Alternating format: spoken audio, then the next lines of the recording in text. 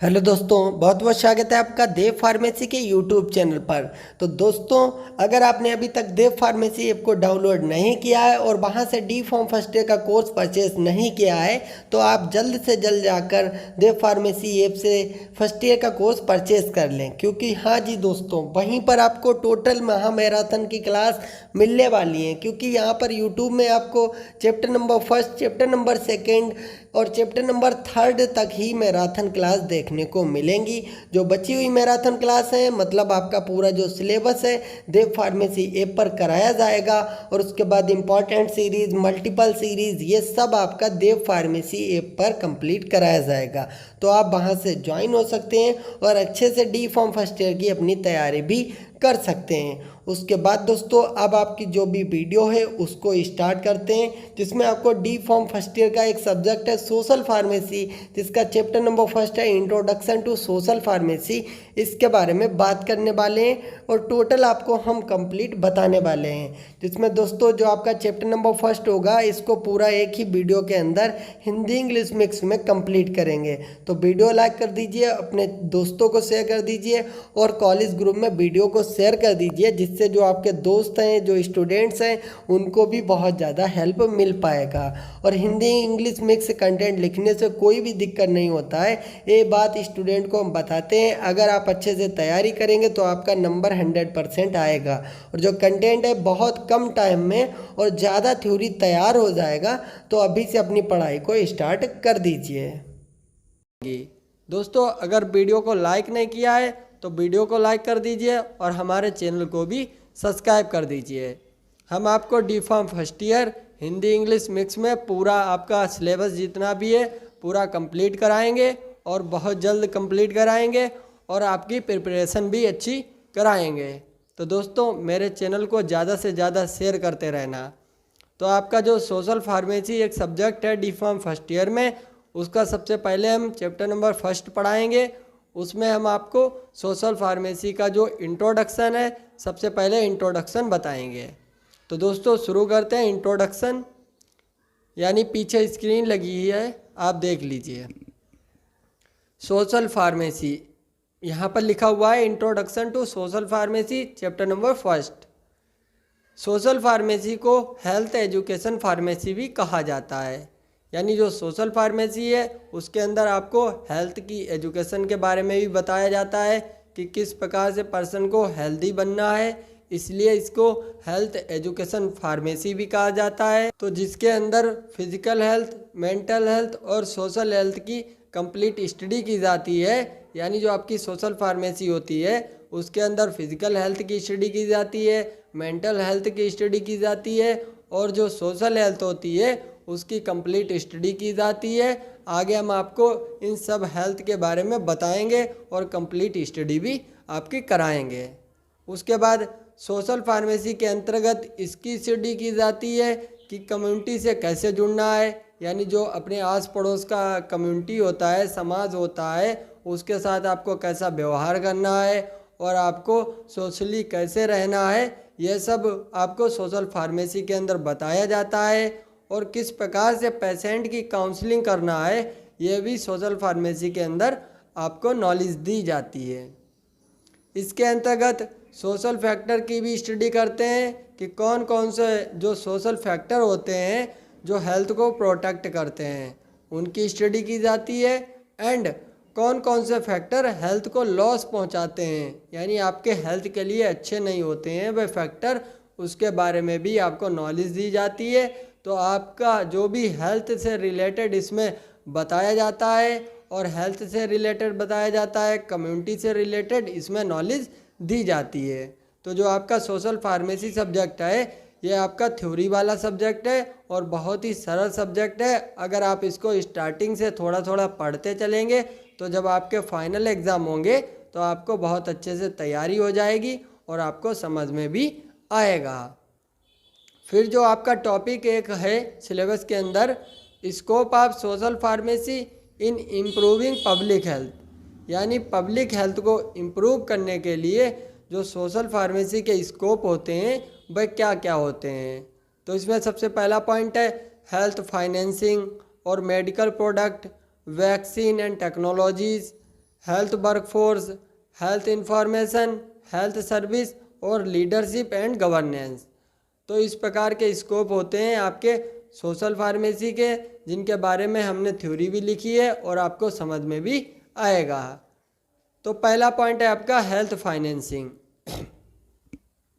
तो health financing क्या होता है दोस्तों? हेल्थ फाइनेंसिंग में फार्मासिस्ट का बहुत बड़ा रोल होता है। किसी भी पर्सन की हेल्थ को मेंटेन करने के लिए प्रॉपर डोज, प्रॉपर टाइमिंग और प्रॉपर मेडिकेशन देने के लिए फार्मासिस्ट का इसमें बहुत ज़्यादा रोल होता है। और फार्मासिस्ट पर्सन की हेल्थ को इम्प्रूव करने में भी बहुत ज़्यादा हेल्प करता है। इसलिए आपका जो पहला पॉइंट है हेल्थ फाइनेंसिंग, यानी फार्मासिस्ट पेशेंट की हेल्थ को प्रमोट करता है। और यह सब इंफॉर्मेशन एक फार्मासिस्ट देता है जो सोशल फार्मेसी के अंदर स्टडी करता है। यानी सोशल फार्मेसी के अंदर स्टडी करने के बाद पेशेंट को प्रॉपर डोज देता है, प्रॉपर टाइमिंग पर डोज देता है। यह सब स्टडी सोशल फार्मेसी में की जाती है। फार्मासिस्ट मेडिकेशन में एक्सपर्ट होता है। जो हमें पेटेंट ड्रग होती हैं और जो जेनरिक ड्रग होती हैं उनके बारे में भी इंफॉर्मेशन प्रोवाइड करता है। क्योंकि फार्मासिस्ट जो होता है वह मेडिकेशन में एक्सपर्ट होता है। वह हमें पेटेंट ड्रग यानी कौन कौन सी पेटेंट ड्रग हैं और जेनरिक मेडिसिन के बारे में नॉलेज देता है। दोस्तों पेटेंट ड्रग वह होती हैं, अगर कोई इंडस्ट्री अपनी कोई भी ड्रग की यानी सर्चिंग करती है तो उसके पास उसका पेटेंट होता है कि वह इंडस्ट्री केवल वही इंडस्ट्री ड्रग को बना सकती है और कोई इंडस्ट्री उस ड्रग को नहीं तैयार कर सकती है। तो इसको कहते हैं पेटेंट ड्रग। फिर सेकंड पॉइंट है medical product, vaccine and technologies. Pharmacist medical product तैयार करने में, वैक्सीन को तैयार करने व उसकी डिस्पेंसिंग में बहुत ज़्यादा हेल्प करता है। यानी वैक्सीन की तैयारी में फार्मासिस्ट अपना रोल प्ले करता है और जो न्यू न्यू टेक्नोलॉजीज हैं उनमें बहुत ज़्यादा हेल्प करता है फार्मासिस्ट। और वैक्सीन की एक्सपायरी डेट का पता लगाना व उसकी स्टोरेज का पता लगाने में, और बहुत सी ऐसी बातें होती हैं वैक्सीन से रिलेटेड, उसमें फार्मासिस्ट को नॉलेज होती है। फार्मासिस्ट बहुत ज़्यादा हेल्प करता है वैक्सीन की स्टोरेज में, वैक्सीन के डिस्ट्रीब्यूशन में फार्मासिस्ट अपना रोल प्ले करता है। अब आता है आपका थर्ड पॉइंट हेल्थ वर्कफोर्स। यानी हेल्थ वर्कफोर्स क्या होता है? देखिए फार्मासिस्ट पेशेंट एंड डॉक्टर के बीच की लिंक होता है। दोस्तों जो फार्मासिस्ट होता है वह पेशेंट और डॉक्टर के बीच की लिंक होता है। उसका वर्क होता है कि पेशेंट की टोटल इन्फॉर्मेशन को डॉक्टर तक पहुंचाना।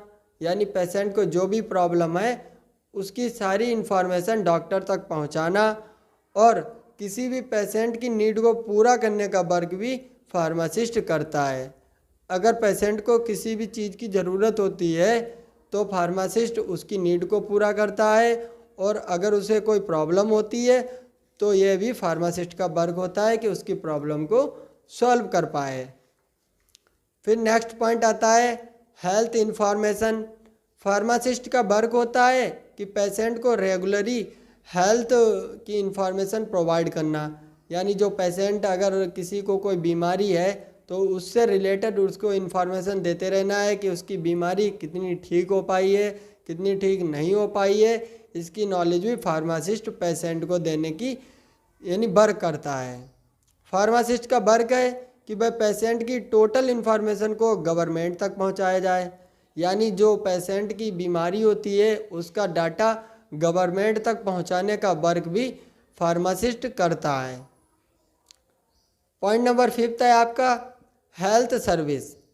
यानी जितने भी हेल्थ संबंधी प्रोग्राम चल रहे हैं लोगों को बताना, उन्हें सही इन्फॉर्मेशन देना, वैक्सीन को लोगों तक पहुंचाना।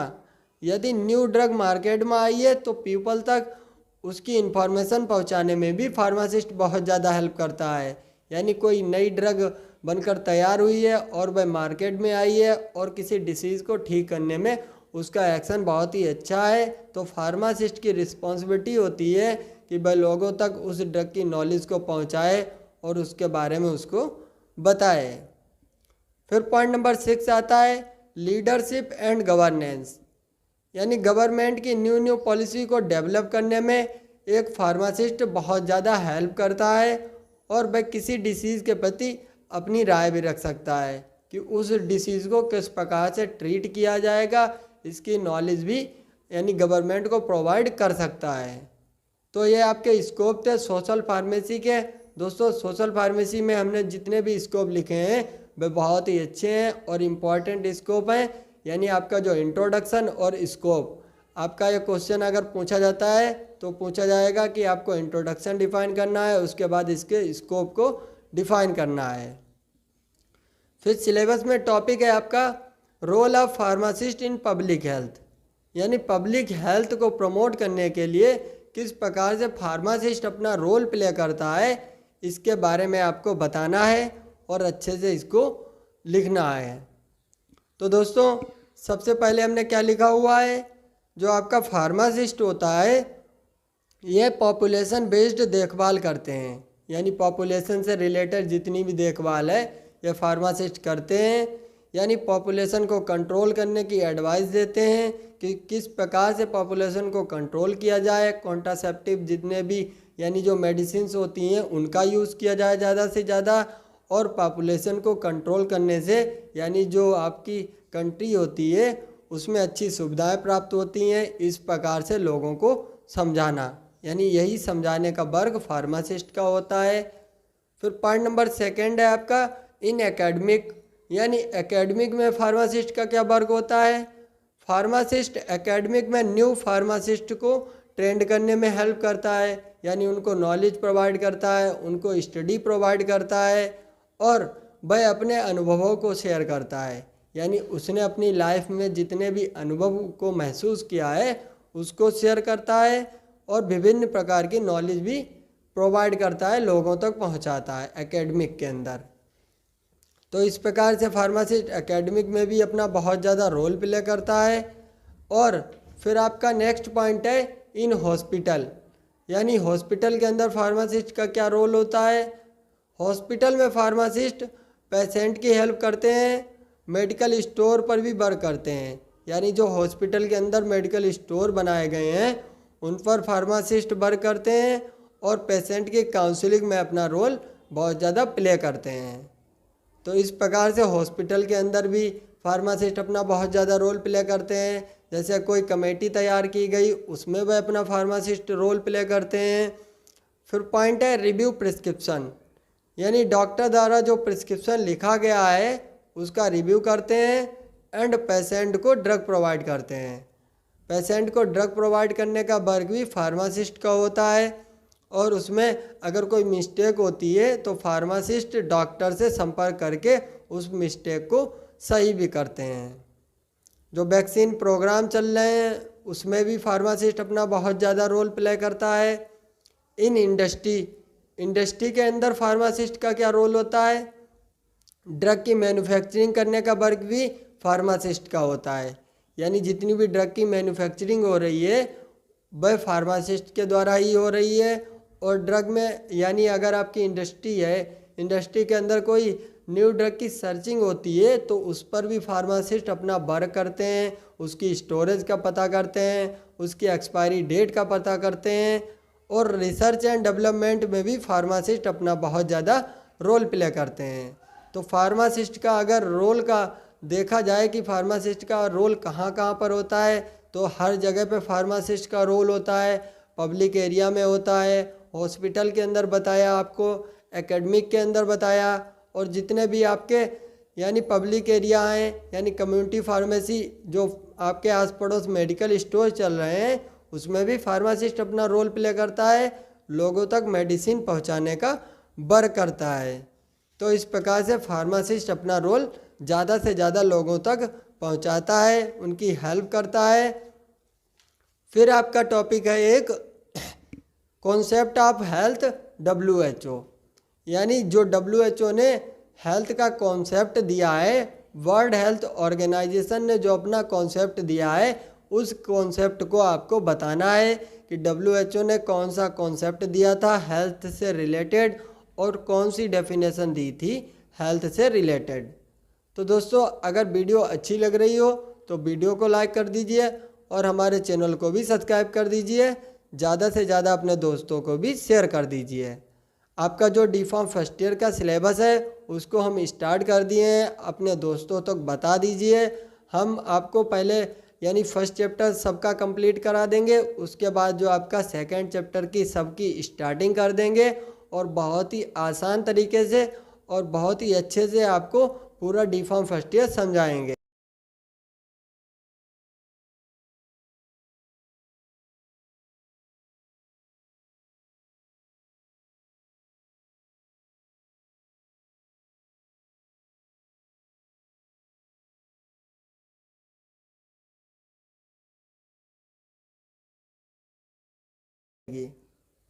तो कॉन्सेप्ट ऑफ हेल्थ की बात करते हैं, क्या इसमें है कॉन्सेप्ट ऑफ हेल्थ में। तो सबसे प्राचीन मान्यताओं के अनुसार किसी भी पर्सन को हेल्दी तब कहा जाता यानी जा सकता है, यानी कि सबसे प्राचीन मान्यताओं के अनुसार किसी भी पर्सन को हेल्दी तब कहा जा सकता है जब वह सभी प्रकार के डिसीज से मुक्त हो। यानी दोस्तों प्राचीन मान्यताओं के अनुसार किसी पर्सन को हेल्दी कब कहा जा सकता है, जब सभी प्रकार की डिसीज से मुक्त हो, उसके अंदर कोई भी डिसीज ना हो, तो उस पर्सन को हेल्दी कहा जा सकता है।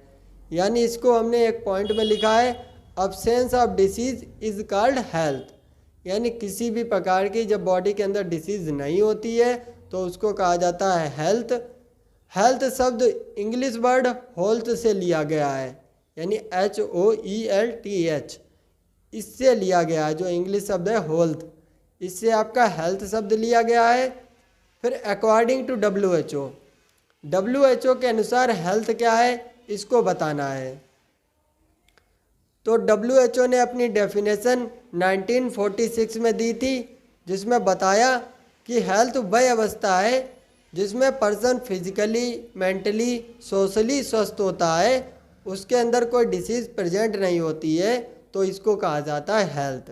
यानी ज़रूरी नहीं आप फिजिकली हेल्दी हैं तो इस प्रकार से आप हेल्दी हैं, आप सोशली भी आप हेल्दी होने चाहिए, मेंटली भी हेल्दी होनी चाहिए। तो इस प्रकार से अगर आप हेल्दी हैं तो इसको कहा जाता है हेल्थ। तो ये डेफिनेशन WHO ने दी थी कि वह पर्सन जो फिजिकली, मेंटली, सोशली स्वस्थ होता है तो उसके अंदर कोई डिसीज़ प्रेजेंट नहीं होती है, तो इसको कहा जाता है हेल्दी पर्सन। और स्वास्थ्य के सिद्धांत, यानी स्वास्थ्य के कुछ सिद्धांत हैं यानी फिलॉसफी हैं, जिनको निम्न प्रकार से हमने डिफाइन किया है और अच्छे से इनको बताया है। यानी स्वास्थ्य से रिलेटेड आपके 3 सिद्धांत हमने लिखे हुए हैं। स्वास्थ्य ह्यूमन का मौलिक अधिकार होता है, यानी जो ह्यूमन है उसका मौलिक अधिकार स्वस्थ होता है। स्वास्थ्य डेवलपमेंट का भी एक अभिन्न अंग होता है, यानी जिस कंट्री में जितने लोग ज़्यादा लोग हेल्दी होंगे उसका विकास उतना ही ज़्यादा होगा। अगर देश में हेल्दी लोग नहीं होंगे ज़्यादा तो देश का विकास नहीं हो पाएगा। थर्ड पॉइंट लिखा है, स्वस्थ जीवन की गुणवत्ता की संकल्पना का केंद्र होता है। जो जीवन की गुणवत्ता है यानी जीवन जीने का तरीका है, उसकी संकल्पना का भी एक केंद्र होता है। तो दोस्तों जो आपका डी फार्म फर्स्ट ईयर है, थोड़ा सा हमने इसको ज़्यादा हिंदी में डिफ़ाइन कर दिया है, लेकिन आपके लिए हमने बहुत ही अच्छे से डिफ़ाइन किया है। अगर मेरी वीडियो अच्छी लग रही हो तो वीडियो को लाइक कर दीजिए और मेरे चैनल को भी सब्सक्राइब कर। तो दोस्तों अभी तक की वीडियो में आप डेफिनेशन देख चुके हैं कि सोशल फार्मेसी की क्या डेफिनेशन होती हैं, उसके स्कोप क्या होते हैं, WHO कॉन्सेप्ट के बारे में आपने देखा। और आशा करते हैं कि अभी तक का जो भी पार्ट आपने पढ़ा आपको समझ में आ रहा होगा। और आपका जो सिलेबस है ना डी फार्म फर्स्ट ईयर का, उसमें आपके फर्स्ट चैप्टर में कई टॉपिक दिए गए हैं, मतलब बहुत से टॉपिक हैं, सब टॉपिक पर आपको मतलब डिटेल में पढ़ना है। तो दोस्तों ये जो देव फार्मेसी में महामैराथन क्लास आपको प्रोवाइड की जा रही है, इसमें एक ही वीडियो के अंदर आपको टोटल टॉपिक मिलेंगे और वो भी हिंदी इंग्लिश मिक्स में मिलेंगे, जो कि आपको बहुत अच्छे से समझ में आएंगे। तो दोस्तों जो प्रीवियस में आप पढ़ चुके हैं, अभी आपने पढ़ा, उसको अच्छे से रिवाइज करते रहना। देव फार्मेसी ऐप पर सेशनल एग्जाम की लाइव क्लासेस भी स्टार्ट हो चुकी हैं दोस्तों। वह क्लासेस आपको शाम को 9 बजे डेली आपको प्रोवाइड की जाएंगी अगर आप देव फार्मेसी ऐप से कनेक्ट हैं। तो वीडियो को ज़्यादा से ज़्यादा दोस्तों को शेयर करते रहना, जिससे आपके दोस्तों को भी तैयारी हो पाए। कर देना। तो स्टार्ट करते हैं दोस्तों। Various dimension of the health, यानी बहुत सी डायमेंशंस होती हैं हेल्थ से रिलेटेड, यानी कितने प्रकार की हेल्थ होती है, यानी कौन कौन सी आपके बॉडी के अंदर पार्ट्स होते हैं जिसके द्वारा दोस्तों मेंटल हेल्थ होती है, फिजिकल हेल्थ होती है, और दोस्तों बहुत सी हेल्थ होती हैं। तो कुछ हेल्थ को हम डिफाइन करेंगे और उसमें बताएंगे कि वह हेल्थ क्या होती हैं।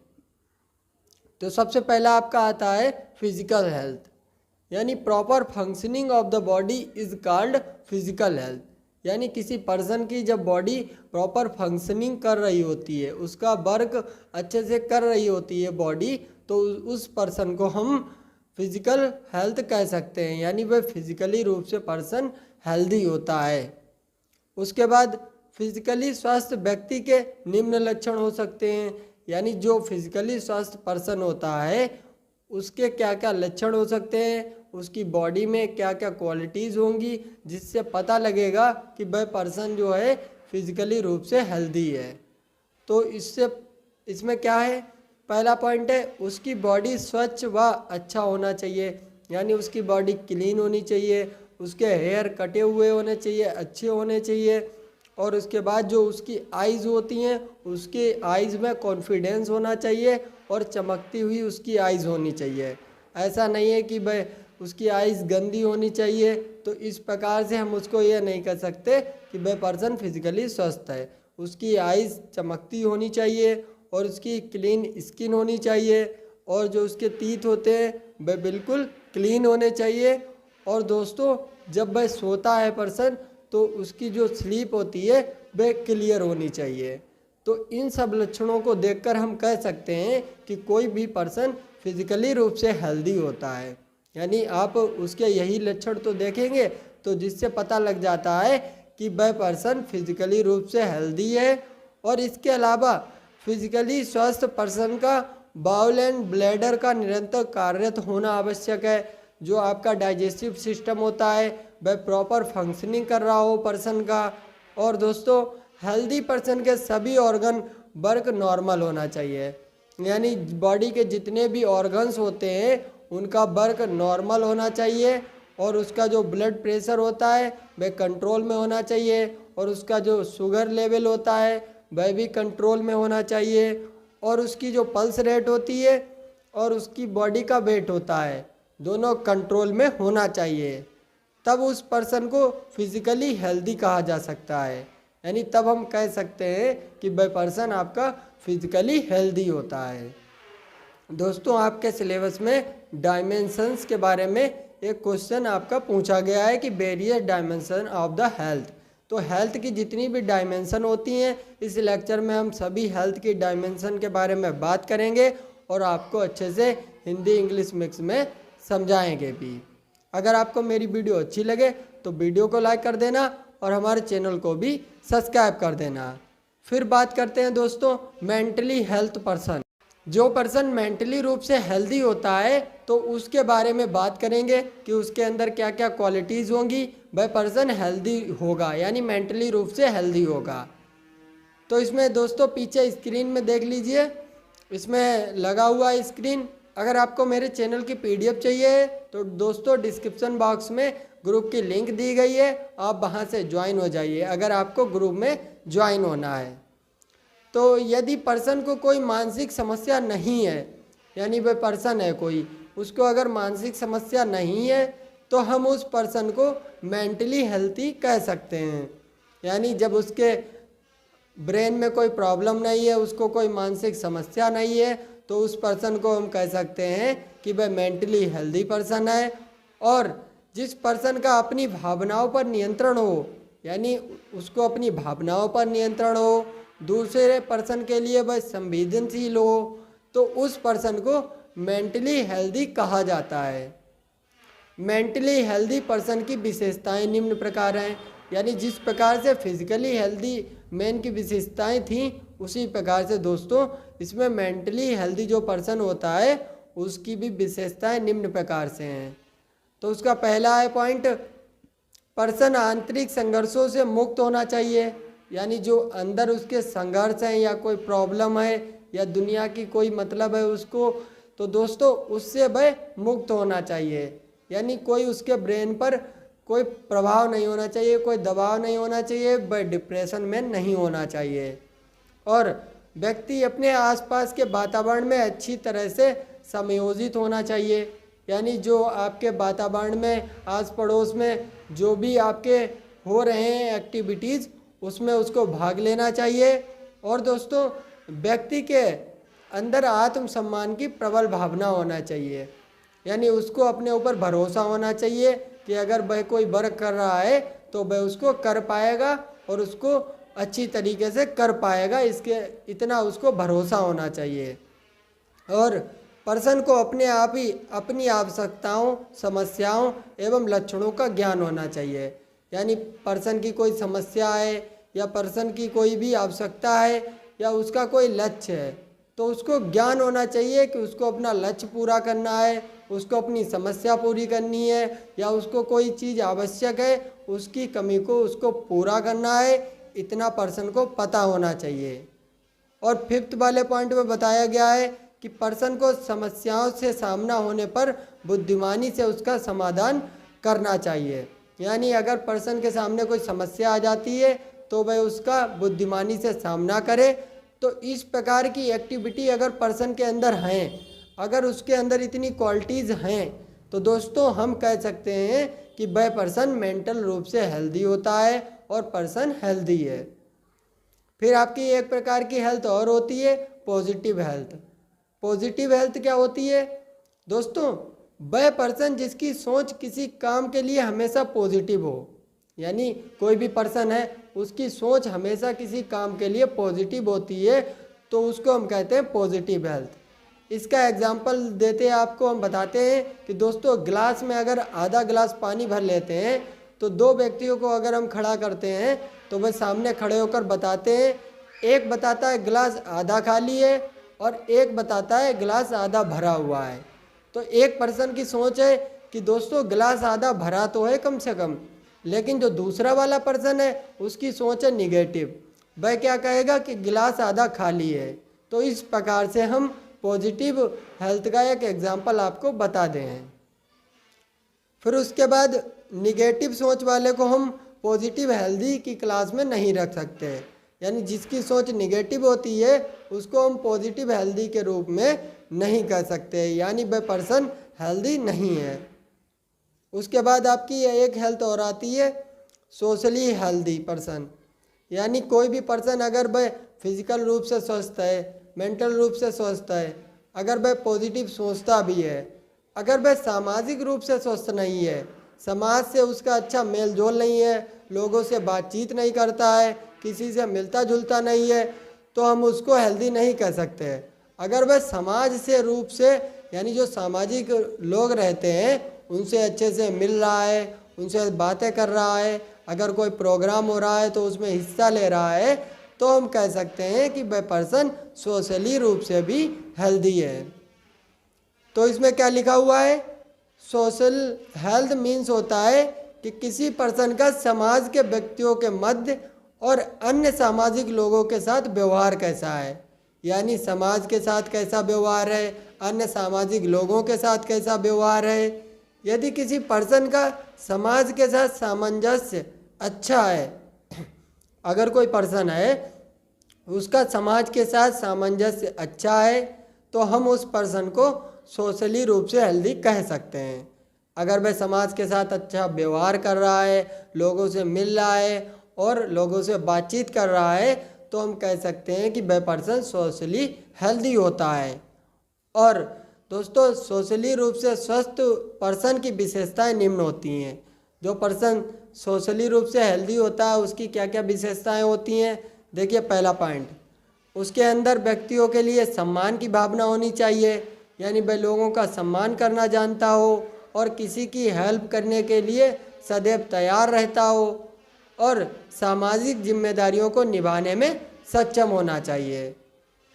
तो दोस्तों सामाजिक जिम्मेदारियों निभाने से मतलब अगर उसके आस पड़ोस में किसी लड़की की शादी है या किसी बूढ़े घर में, यानी जो जिनके माता पिता बूढ़े होते हैं उनकी हेल्प करने के लिए, उनकी जिम्मेदारी को खुद शामिल होकर लेने के लिए दोस्तों अगर वह व्यक्ति एक्टिव रहता है तो दोस्तों हम कह सकते हैं कि वह व्यक्ति सोशली हेल्दी होता है। और आपको हमने बताया फिजिकली हेल्दी क्या होता है, यानी फिजिकल रूप से, यानी उसके हेयर चमकते हुए होने चाहिए, आइज उसकी चमकती हुई होनी चाहिए, जो भाई उसका कम्युनिकेशन है वह अच्छा होना चाहिए, और दोस्तों उसकी फिटनेस भी अच्छी होना चाहिए, उसकी डाइट अच्छी होनी चाहिए। तो इस प्रकार से कह सकते हैं कि वह पर्सन फिजिकली हेल्दी है। और मेंटली यानी सोच पर डिपेंड करता है, थिंकिंग पर डिपेंड करता है कि व्यक्ति किस प्रकार की सोच रखता है, तो उस पर आपकी हेल्थ मेंटल वाली डिपेंड करती है। और सोशल वाली हेल्थ दोस्तों आपकी सामाजिक व्यवहार से यानी डिपेंड करती है। और कई प्रकार की हेल्थ होती हैं जो आपकी डिपेंड करती हैं, जैसे इमोशनल, किसी की भावनाओं को समझता है जो लोग, उसको हम कह सकते हैं कि वह इमोशनली हेल्दी पर्सन होता है। तो दोस्तों आपके जो सब्जेक्ट है सोशल फार्मेसी, इसमें आपका टॉपिक था डायमेंशंस, यानी डायमेंशन ऑफ द हेल्थ। तो इस टॉपिक को हमने दोस्तों अच्छे से लिखा है और आपके लिए हमने दोस्तों अच्छा इसका प्रोवाइड किया है। आप अपने नोट्स तैयार कर। तो दोस्तों आपका टॉपिक है हेल्थ इंडिकेटर। दोस्तों अगर आपको मेरी पीडीएफ चाहिए हैं तो डिस्क्रिप्शन बॉक्स में लिंक दी गई है, वहाँ से आप मेरे व्हाट्सएप ग्रुप में ऐड हो सकते हैं और वहाँ से आपको पीडीएफ प्रोवाइड कर दी जाएंगी। तो दोस्तों हेल्थ इंडिकेटर क्या होते हैं? देखिए हेल्थ इंडिकेटर का मीन्स होता है यानी कोई भी पार्टिकुलर एरिया हो गया या कोई देश हो गया, वहाँ पर जो उसकी कंडीशन होती है कि किस प्रकार से वहाँ के जो हेल्थ इंडिकेटर यानी क्या देखकर आप पता करेंगे कि उस राष्ट्र का जो हेल्थ सिस्टम है वह बहुत अच्छा है, यानी कौन कौन सी कंडीशन को आप देखकर पता करेंगे कि वहाँ पर जो हेल्थ की सुविधाएं दी जा रही हैं वो कितनी अच्छी हैं या कितनी अच्छी नहीं हैं। तो इस वाले टॉपिक को आप पहले पढ़ेंगे और उसके बाद डिटर्मिनेंट्स ऑफ हेल्थ के बारे में पढ़ेंगे। तो दोस्तों सबसे पहले आपको हम डेफिनेशन बताएंगे हेल्थ इंडिकेटर की। देखिए इसमें डेफिनेशन में दिया गया है कि किसी व्यक्ति यानी कोई भी व्यक्ति हो गया, जनसमूह एवं वातावरण की विशेषता को यानी जिनको प्रत्यक्ष अथवा अप्रत्यक्ष रूप से माप कर, यानी आप उसको या तो डायरेक्ट माप सकते हैं, उसको देखकर माप सकते हैं, या किसी भी प्रकार का कोई अनुपात निकालकर उसको आप माप सकते हैं कि वहाँ पर हेल्थ सुविधा किस प्रकार की है। यानी लिखा है किसी व्यक्ति, जनसमूह एवं वातावरण की विशेषता जिनको प्रत्यक्ष अथवा अप्रत्यक्ष रूप से माप कर जनसमूह के स्वास्थ्य सुविधाओं की, यानी जो वहाँ पर स्वास्थ्य सुविधाएं प्रोवाइड की जा रही हैं, वहाँ की स्वास्थ्य सुविधाओं की जांच की जाती है, उनको हेल्थ इंडिकेटर कहते हैं।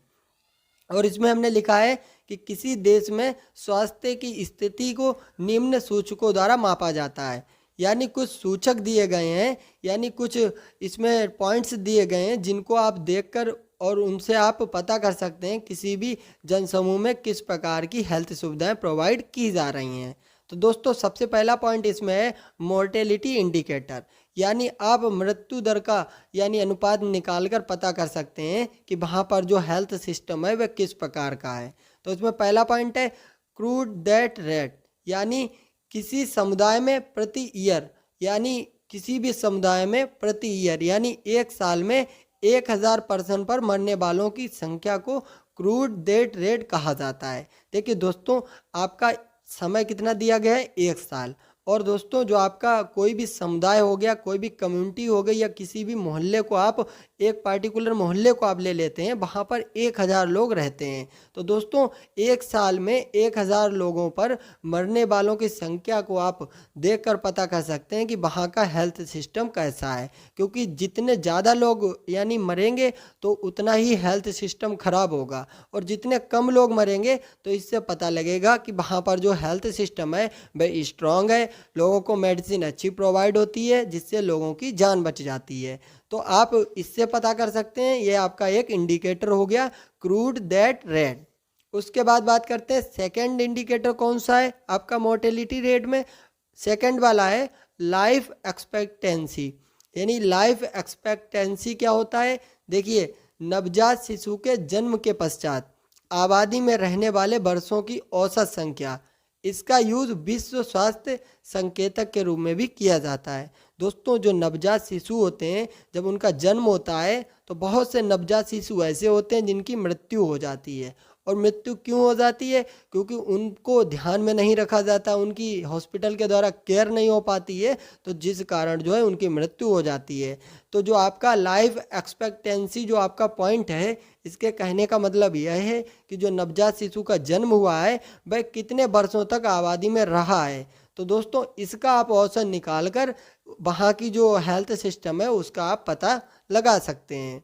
और थर्ड पॉइंट है infant mortality rate. Infant mortality rate क्या होता है? देखिए, एक वर्ष में होने वाले नवजन्मे बच्चों की मृत्यु एवं जीवित बच्चों की संख्या का अनुपात। यानी एक वर्ष आपका टाइम है, उसमें जो नवजन्मे बच्चे यानी जिनका जन्म नया हुआ है, जो बच्चे होते हैं जिनका जन्म होता है, उनकी कितनी मृत्यु हो गई है एक साल में किसी पार्टिकुलर एरिया में, और उसके बाद जीवित बच्चे कितने हैं, यानी कितने लोगों की मृत्यु हो गई है और कितने लोग जीवित हैं, इनके अनुपात को कहा जाता है इन्फेंट मोर्टेलिटी रेट। तो दोस्तों पहला पॉइंट आपका था मोर्टेलिटी इंडिकेटर।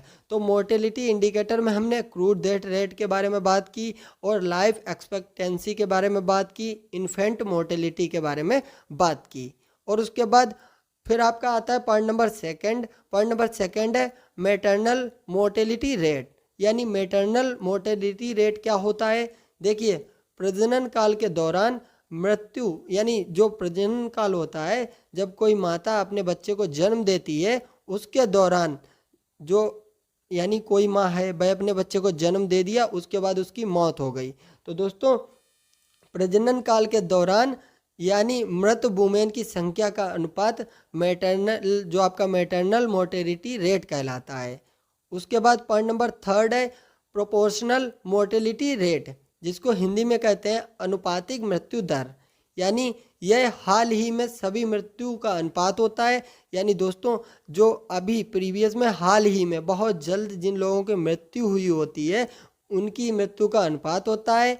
यह किसी समुदाय में फैली बीमारियों का आकलन करने का उपयुक्त सूचक होता है। देखिए, इसका कहने का मतलब ये कि कोई भी समुदाय हो गया, कोई भी कम्युनिटी हो गया, कोई भी मोहल्ला हो गया, तो दोस्तों वहाँ पर अगर ज़्यादा लोगों की मृत्यु होगी तो जिससे पता लग जाएगा कि यहाँ पर कोई बीमारी फैली हुई है जिससे लोगों की मृत्यु हो रही है। और अगर जहाँ पर लोगों की मृत्यु कम होती है और बहुत कम मृत्यु होती है ज़्यादा लोगों में, तो इससे पता लगता है कि वहाँ का हेल्थ सिस्टम बहुत अच्छा है, वहाँ पर सफाई रहती है और लोगों को कोई भी किसी प्रकार की बीमारी नहीं फैल रही है। और उसके बाद पॉइंट नंबर 4 है मोर्बिडिटी इंडिकेटर। मोर्बिडिटी इंडिकेटर क्या होता है? मोर्बिडिटी इंडिकेटर के द्वारा यह बताया जाता है कि किसी पर्टिकुलर एरिया में किसी बीमारी से कितने लोग ग्रसित हैं, यानी कोई भी बीमारी फैली हुई है। तो मोर्बिडिटी इंडिकेटर क्या होता है? कोई बीमारी का पता लगाने में कि कोई एरिया है, कोई उसमें बीमारी फैली हुई है, तो उसमें उस बीमारी से कितने लोग ग्रसित हैं, तो इसका पता लगाने के लिए जो इंडिकेटर होता है जिसको कहते हैं मोर्बिडिटी इंडिकेटर। और मोर्बिडिटी इंडिकेटर यानी कितने लोग किसी बीमारी से ग्रसित हैं, इसका आप पता कैसे लगाएंगे? तो इस हमने कुछ पॉइंट्स को लिखा है जिसको देखकर आप पता लगा सकते हैं। तो दोस्तों इसमें क्या क्या पॉइंट्स हैं? Incidence rate. इंसिडेंस रेट क्या होता है दोस्तों? देखिए, किसी पार्टिकुलर टाइम में किसी एरिया में एक बीमारी से कितने नए पेशेंट मिले। यानी आप हॉस्पिटल में जो रजिस्टर होता है गवर्नमेंट वाला रजिस्टर, उसको आप चेक कर पता कर सकते हैं कि किसी भी पार्टिकुलर एरिया में एक बीमारी से कितने नए पेशेंट मिले, क्योंकि उनका रिकॉर्ड वहाँ होता है। तो पहला पॉइंट है इंसिडेंट रेट। फिर बात करते हैं पॉइंट नंबर सेकंड की, नोटिस रेट। फिर नोटिस रेट आपका क्या होता है? किसी एक पार्टिकुलर एरिया में, यानी कोई भी पार्टिकुलर एरिया है, वहाँ पर बीमारी के कितने नोटिफिकेशन मिले हैं। जैसे आपने देखा था कोरोना काल में जो आरोग्य सेतु ऐप बना था, उसमें जो पेशेंट होता था उस यानी उसका नोटिफिकेशन जो होता है वह अधिकारियों को प्राप्त हो जाता था। तो उसी प्रकार से आप नोटिस रेट का पता करके आप उसको चेक करके पता कर सकते हैं कि किसी भी एरिया में कितने लोग कोई बीमारी से ग्रसित हैं, तो इससे आप पता कर सकते हैं। और पॉइंट नंबर इसमें सेकंड है, यानी ओपीडी अटेंडेंस जो आपका रेट होता है। एक पार्टिकुलर बीमारी से ग्रसित मरीज कितने ओपीडी में आए और कितने डिस्चार्ज हुए। यानी दोस्तों जो पेशेंट नए पेशेंट यानी हॉस्पिटल के अंदर आते हैं और उसके बाद जिनको पहले से ही एडमिट किया गया है, तो इससे आप पता करेंगे कि कितने पेशेंट सही हो चुके हैं, जिससे आप पता कर लेंगे कि किसी देश में जो आपका हेल्थ सिस्टम है वह कितना स्ट्रांग है। यानी हेल्थ सिस्टम अगर स्ट्रांग होगा तो वहाँ से पेशेंट जल्दी ठीक होकर अपने घर पहुँच जाएगा, और अगर हेल्थ सिस्टम अच्छा नहीं होगा, वहाँ पर अच्छी मेडिसिन प्रोवाइड नहीं की जा रही होगी, तो दोस्तों वह अपने घर जाने में बहुत ज़्यादा टाइम लगाएगा। उसके बाद पॉइंट नंबर 5 है डिसएबिलिटी रेट। डिसएबिलिटी रेट क्या होता है? किसी पीरियड के दौरान कोई व्यक्ति काम करने में असमर्थ है, उसे डिसएबिलिटी कहा जाता है। दोस्तों देखिए, किसी भी पर्सन का आप किस प्रकार से पता कर सकते हैं कि वहाँ पर हेल्थ सिस्टम अच्छा है। अगर कोई पर्सन बीमार हो गया है तो उसका, अगर वह कहीं जॉब कर रहा है तो आप उसका जो जॉब कर रहा है वहाँ पर आप पता कर सकते हैं कि वह पर्सन कितने दिनों से नहीं आ रहा है। तो इससे भी पता लगता है कि दोस्तों वह कितने दिनों में ठीक हो पाया है, जिससे उसका क्लियर डाटा पता लग जाता है। और उसके बाद हेल्थ केयर इंडिकेटर। कुछ हेल्थ केयर इंडिकेटर भी होते हैं, जैसे डॉक्टर, यानी पॉपुलेशन के रेशियो पर आपका डॉक्टर भी होना ज़रूरी होता है। यानी पॉपुलेशन रेशियो अगर ज़्यादा है तो अगर ज़्यादा डॉक्टर हैं तो जिससे पता लगता है कि वहाँ का जो हेल्थ सिस्टम वह अच्छा है। और अगर पॉपुलेशन रेशियो ज़्यादा है और डॉक्टर कम है तो इससे पता लगता है कि वहाँ पर जो हेल्थ सिस्टम है, आपका देश है या कोई भी मोहल्ला हो गया, कोई भी आपका स्टेट हो गया, वहाँ पर हेल्थ सिस्टम अच्छा नहीं है।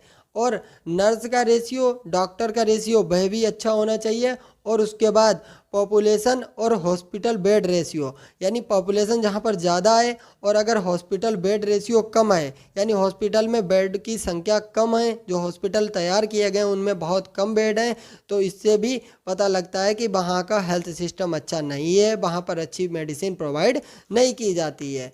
तो दोस्तों इस प्रकार से कुछ हेल्थ इंडिकेटर थे जिसके द्वारा किसी भी आप कंट्री की हेल्थ सिस्टम के बारे में पता कर सकते हैं। दोस्तों जो हेल्थ की जनगणना होती है उससे पता लगाया जाता है। यही सब आपके पॉइंट्स होते हैं, इन्हीं के द्वारा पता लगाया जाता है कि किसी भी आपके कम्युनिटी में और किसी भी प्रकार के आपके स्टेट में और आपके देश में कि हेल्थ सिस्टम कैसा है, इन पॉइंट्स के द्वारा पता लगाया जाता है। और उसके बाद आपका एक पॉइंट है आपका डिटर्मिनेंट्स ऑफ हेल्थ, यानी आपके हेल्थ के डिटर्मिनेंट्स क्या होते हैं, सूचक क्या होते हैं, इनके बारे में बात करना है। तो दोस्तों अगर वीडियो अच्छी लगे तो वीडियो को लाइक कर देना और हमारे चैनल को सब्सक्राइब करके ज़्यादा से ज़्यादा अपने दोस्तों को भी शेयर कर देना। तो दोस्तों ये वाली फेस वीडियो नहीं बन पाई, कोई प्रॉब्लम के कारण ये फेस वीडियो नहीं बन पाई, तो हमने इस प्रकार से आपकी वीडियो कंप्लीट करेंगे और आपके जो टॉपिक हैं उनको हम बहुत अच्छे से कवर करेंगे। तो दोस्तों अगर वीडियो अच्छी लगती हो तो अपने कॉलेज ग्रुप में वीडियो को शेयर कर दीजिए और अपने दोस्तों को भी वीडियो को शेयर कर दीजिए। तो बात करते हैं डिटर्मिनेंट्स ऑफ हेल्थ। आपके सिलेबस में टॉपिक है डिटर्मिनेंट्स ऑफ हेल्थ। तो वह फैक्टर जो हमारी हेल्थ पर अच्छा इफेक्ट डाल रही हो या बैड इफेक्ट डाल रही हो, यानी किसी भी प्रकार का कोई भी फैक्टर जो हमारी हेल्थ पर या तो अच्छा इफेक्ट डाल रहा हो या बुरा इफेक्ट डाल रहा हो, उनको कहा जाता है determinants of health. WHO mentioned the 12 determinants of health which are following, यानी जो WHO है इसने कुछ आपके जो डिटर्मिनेंट्स होते हैं उनको मेंशन किया है, तो जिसके बारे में बात करेंगे। तो दोस्तों इसमें बहुत से पॉइंट्स को WHO ने मेंशन किया है, बट जो आपके इम्पॉर्टेंट पॉइंट्स होंगे उनको ही हम थ्योरी आपको अच्छे से बताएंगे और दोस्तों इस वीडियो को समाप्त कर देंगे। तो पहला पॉइंट है इनकम एंड सोशल स्टेटस।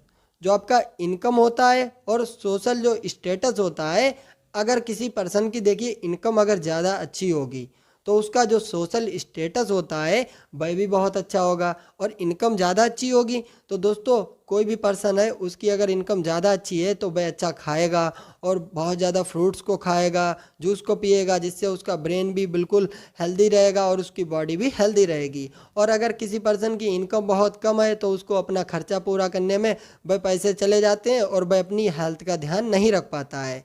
तो दोस्तों आपका ये बहुत डिपेंड करता है इनकम। इनकम अगर अच्छी होगी तो हेल्थ भी बहुत अच्छी होगी। ज़्यादातर ऐसा भी नहीं होता है, जिनकी इनकम ज़्यादा होती है उनकी भी कभी कभी हेल्थ अच्छी नहीं होती है। बट यह एक आपका डिटर्मिनेंट्स है कि इनकम डिपेंड करती है, आपकी जो हेल्थ है हेल्थ आपकी इनकम पर डिपेंड करती है। देखिए इसमें लिखा है पर्सन की इनकम अच्छी होगी अगर कोई पर्सन है उसकी इनकम अगर अच्छी होगी तो वह अपनी हेल्थ का ध्यान अच्छे से रख पाएगा और जो सोशल स्टेटस होता है उसको मेंटेन कर पाएगा। और उसके बाद बात करते हैं, पॉइंट नंबर सेकेंड है आपका एम्प्लॉयमेंट। एम्प्लॉयमेंट मीन्स होता है रोज़गार, यानी रोज़गार भी एक प्रकार का हेल्थ डिटर्मिनेंट होता है। यदि पर्सन को अच्छा रोज़गार मिलता है तो वह अपना जो डिप्रेस हो नहीं होगा, यानी इसमें लिखा हुआ है यदि पर्सन को अच्छा रोज़गार मिलता रहेगा तो वह डिप्रेस नहीं होगा। दोस्तों डिप्रेस नहीं होने का मीन्स क्या है, अगर कोई पर्सन है उसका खर्चा बहुत ज़्यादा है, उसका पूरा परिवार है और उसको कोई रोज़गार नहीं मिल रहा है, अच्छी जॉब नहीं मिल रही है, तो उसके ब्रेन पर बहुत ज़्यादा इफ़ेक्ट रहेगा और वह बहुत ज़्यादा परेशान रहेगा, धीरे धीरे वह डिप्रेस हो जाएगा। तो रोज़गार बहुत ज़्यादा डिपेंड करता है पर्सन की बॉडी पर। अगर उसको अच्छा रोज़गार मिलता रहेगा, उसका खर्चा पूरा होता रहेगा और उसके बाद जो उसकी हेल्थ होगी वह इम्प्रूव होती रहेगी। और पॉइंट नंबर थर्ड है आपका एजुकेशन। अच्छी एजुकेशन भी हेल्थ स्टेटस को इम्प्रूव करने में हेल्थ के लिए लाभदायक होती है। और उसके बाद जो आपका पॉइंट है सोशल इन्वायरमेंट, यानी जो आपका सामाजिक इन्वायरमेंट है किस प्रकार का है, यह भी बहुत ज़्यादा हेल्थ के लिए डिपेंड होता है। जहाँ पर पर्सन रह रहा होता है, यानी कोई भी पर्सन जहाँ पर रह रहा है वहाँ का इन्वायरमेंट कैसा है, यानी जो लोग हैं उनका रहन सहन कैसा है, इस पर भी हेल्थ बहुत ज़्यादा डिपेंड करती है। और उसके बाद फिजिकल इन्वायरमेंट, अगर आपके आस पड़ोस गंदगी होगी, वहाँ बहुत ज़्यादा बीमारी फैलेगी तो दोस्तों आपकी हेल्थ ख़राब हो जाएगी। तो अगर आपका जो फिज़िकल इन्वायरमेंट है, आस पड़ोस का जो गंदगी वाला एरिया है, अगर आपकी गंदगी एरिया नहीं है तो आपकी हेल्थ जहाँ तक है बहुत अच्छी रहेगी। और अगर आपके आस पड़ोस बहुत ज़्यादा गंदगी है तो बहुत ज़्यादा उसमें बीमारी फैलती रहेंगी, जिससे आपकी बॉडी में बहुत ज़्यादा बीमारी हो सकती हैं। और उसके बाद हेल्थ सर्विस, हेल्थ सर्विस क्या होती है, आसपास की हेल्थ सर्विस कैसी है। अगर किसी पेशेंट को कोई प्रॉब्लम हो जाती है, यानी किसी भी प्रकार की कोई बीमारी हो जाती है, तो उसको कितना आपको हेल्थ सर्विस प्रोवाइड हुआ, यानी कितनी अच्छी हेल्थ सर्विस प्रोवाइड हुई, यह भी बहुत ज़्यादा डिपेंड करता है। देखिए जैसे गांव के लोग होते हैं उनको बहुत ज़्यादा अच्छी सर्विस प्रोवाइड नहीं हो पाती है क्योंकि वहाँ इतनी सुविधाएं नहीं होती हैं। और जो शहर के लोग होते हैं उनको बहुत अच्छी सर्विस एक बार में ही प्रोवाइड हो जाती है, जिससे उनकी हेल्थ जो होती है बहुत ज़्यादा इम्प्रूव हो जाती है, अच्छी हो जाती है। तो ये आपके दो टॉपिक थे, डिटर्मिनेंट्स ऑफ हेल्थ और जो आपके इंडिकेटर थे हेल्थ के, उसके बारे में हमने बात की। अब हम बात करने वाले हैं इस वीडियो के अंदर public and private health system in India. तो इन टॉपिक को बताएंगे जिससे आपको दोस्तों समझ में आ जाएगा कि पब्लिक हेल्थ सिस्टम इंडिया के अंदर कैसा है और उसके बाद प्राइवेट हेल्थ सिस्टम इंडिया के अंदर कैसा है। तो इन बातों के बारे में बताएंगे जिससे दोस्तों आप लोगों को पता लगेगा कि दोस्तों जो हमारे आस पड़ोस की जो CSC केंद्र होते हैं, जो गवर्नमेंट मतलब हॉस्पिटल होते हैं, उनके अंदर किस प्रकार का सिस्टम बना हुआ है। तो दोस्तों अगर आपको वीडियो अच्छी लगती हो तो वीडियो को लाइक करना। ये सब आपकी मैराथन क्लासेस है, इसमें आपको एक वीडियो के अंदर ही पूरा सिलेबस प्रोवाइड किया जाएगा, मतलब पूरा एक चैप्टर का सिलेबस जो भी होगा सब प्रोवाइड कर दिया जाएगा। और दोस्तों वीडियो लॉन्ग होगी क्योंकि सब टॉपिक को कवर करेंगे ना, और इनकी जो क्वालिटी है टोटल टाइपिंग PDF में है, जिससे आपको दोस्तों वीडियो देखने में कोई दिक्कत नहीं होगा। मतलब कोई भी वर्ड कहीं पे मिस्टेक रहता है तो उसको थोड़ा बहुत आप सही कर सकते हैं और आराम से अपने नोट्स को तैयार कर सकते हैं। तो दोस्तों स्टार्ट करते हैं। आपका टॉपिक कौन सा है, देखिए public and private health system in India, यानी जो इंडिया है इसके अंदर पब्लिक और प्राइवेट हेल्थ सिस्टम कैसा है इसके बारे में बात करेंगे। दोस्तों पब्लिक यानी जो सरकारी हॉस्पिटल्स होते हैं उनके बारे में बात करेंगे, और उसके बाद जो प्राइवेट हॉस्पिटल होते हैं जहाँ पर बहुत ज़्यादा फीस पड़ती है तो भाई आपके होते हैं प्राइवेट हॉस्पिटल, यानी उस पर गवर्नमेंट का कोई हक नहीं होता है, तो उसके बारे में बात करेंगे। तो दोस्तों आपने देखा भी होगा, आप गए भी होंगे, पब्लिक हॉस्पिटल में भी गए होंगे, यानी गवर्नमेंट हॉस्पिटल में भी गए होंगे और प्राइवेट हॉस्पिटल में भी गए होंगे। तो उसी के बारे में बात करना है और आपको टॉपिक बहुत अच्छे से समझाना है। और आपको अगर समझ में आता है तो वीडियो को लाइक कर देना और हमारे चैनल को सब्सक्राइब करके ज़्यादा से ज़्यादा अपने दोस्तों को भी शेयर कर देना। तो दोस्तों आपके सामने स्क्रीन लगी हुई है, तो इसमें बात करते हैं। देखिए सबसे पहला आपका है पब्लिक हेल्थ सिस्टम, यानी पब्लिक हेल्थ सिस्टम क्या होता है इसके बारे में बात करेंगे। तो हमने इसमें क्या लिखा है, कोई भी हॉस्पिटल्स, क्लिनिक या अदर हेल्थ केयर डिपार्टमेंट जो गवर्नमेंट के अंडर में चलाया जाता है, यानी जिस पर गवर्नमेंट का हक होता है और गवर्नमेंट वहाँ की देखरेख करती है, यानी जिसकी देखरेख का पूरा वर्क गवर्नमेंट का हो, और जो हॉस्पिटल होते हैं वहाँ पर जो स्टाफ हो वह गवर्नमेंट द्वारा सिलेक्ट किया गया हो। यानी जो गवर्नमेंट है वहाँ पर जितने भी डॉक्टर होते हैं वह गवर्नमेंट होते हैं, यानी गवर्नमेंट के अंडर में वर्क करते हैं। तो इस प्रकार का जो हेल्थ सिस्टम होता है उसको कहा जाता है पब्लिक हेल्थ सिस्टम। दोस्तों गवर्नमेंट के बारे में अगर बात करना चाहें तो बहुत लंबी बात की जा सकती है। जैसे गवर्नमेंट होता है, वहाँ की जितनी भी व्यवस्थाएं होती हैं, जो एम्बुलेंस सेवा चलाई जाती है, यानी जो फ्री सेवा होती है, आपने देखा भी होगा, तो वह सब गवर्नमेंट के द्वारा चलाई जाती है। और उसके बाद दोस्तों ये आपके होते हैं गवर्नमेंट हॉस्पिटल, जहाँ पर आपको बहुत ही लो कॉस्ट में, यानी बहुत ही कम रुपए में, जैसे 1 रुपये का पर्चा बनता है, उसके बाद आपको फ्री में मेडिसिन प्रोवाइड कर दी जाती है। ये गवर्नमेंट के द्वारा आपको प्रोवाइड की जाती है। तो दोस्तों इस प्रकार से आप पब्लिक हेल्थ सिस्टम के बारे में लिख सकते हैं। और उसके बाद देखिए, आप देखा होगा कुछ शहरी क्षेत्र में गवर्नमेंट हॉस्पिटल बने होते हैं, और जो गांव के क्षेत्र होते हैं वहाँ पर भी छोटे छोटे हॉस्पिटल बनाए गए होते हैं।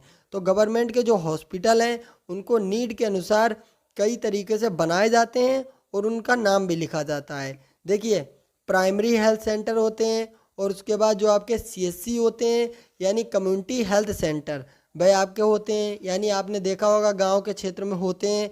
जब आप लोग डी फार्म सेकेंडरी की यानी पढ़ाई कंप्लीट कर लेंगे, उसके बाद आप जब ट्रेनिंग करने जाएंगे तो आपको या तो पीएचसी में ट्रेनिंग करने को मिलेगी या तो सीएचसी में ट्रेनिंग करने को मिलेगी। और बहुत से स्टूडेंट ऐसे होते हैं जिनको डिस्ट्रिक्ट हॉस्पिटल में भी ट्रेनिंग करने को मिलती है।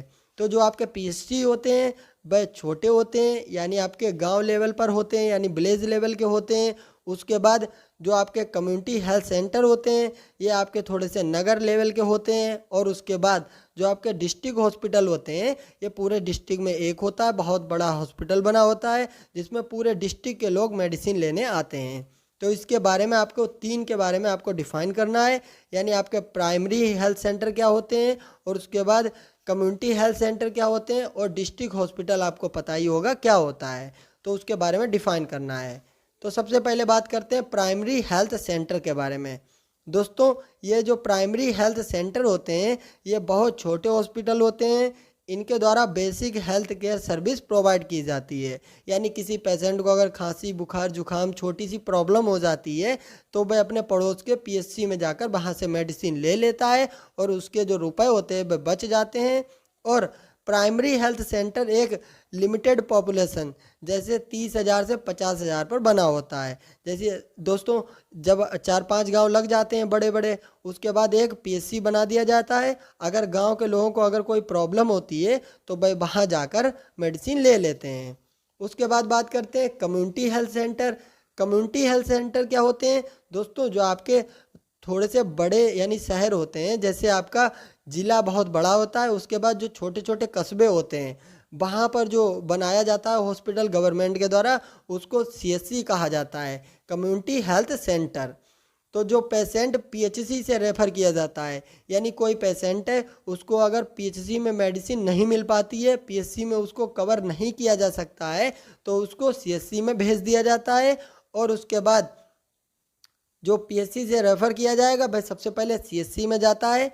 यहाँ पर जो आपका पीएचसी की तुलना में हाई लेवल की हेल्थ सर्विस प्रोवाइड की जाती है, यानी जो पीएचसी में यानी जो आपका ट्रीटमेंट होता है उससे थोड़ा सा ज़्यादा यानी उससे अच्छा ट्रीटमेंट जो आपका होता है वह कम्युनिटी हेल्थ सेंटर पर होता है। यहाँ पर आपकी ब्लड की जांच भी हो जाती है। उसके बाद यहाँ पर जो डॉक्टर होते हैं स्पेशलाइज्ड डॉक्टर भी होते हैं, और उसके बाद यहाँ पर जो सफिशेंट इक्विपमेंट भी होते हैं, यानी बहुत से इक्विपमेंट ऐसे होते हैं जो आपके पीएचसी पर प्रेजेंट नहीं होते हैं तो वह आपके सीएचसी पर प्रेजेंट होते हैं।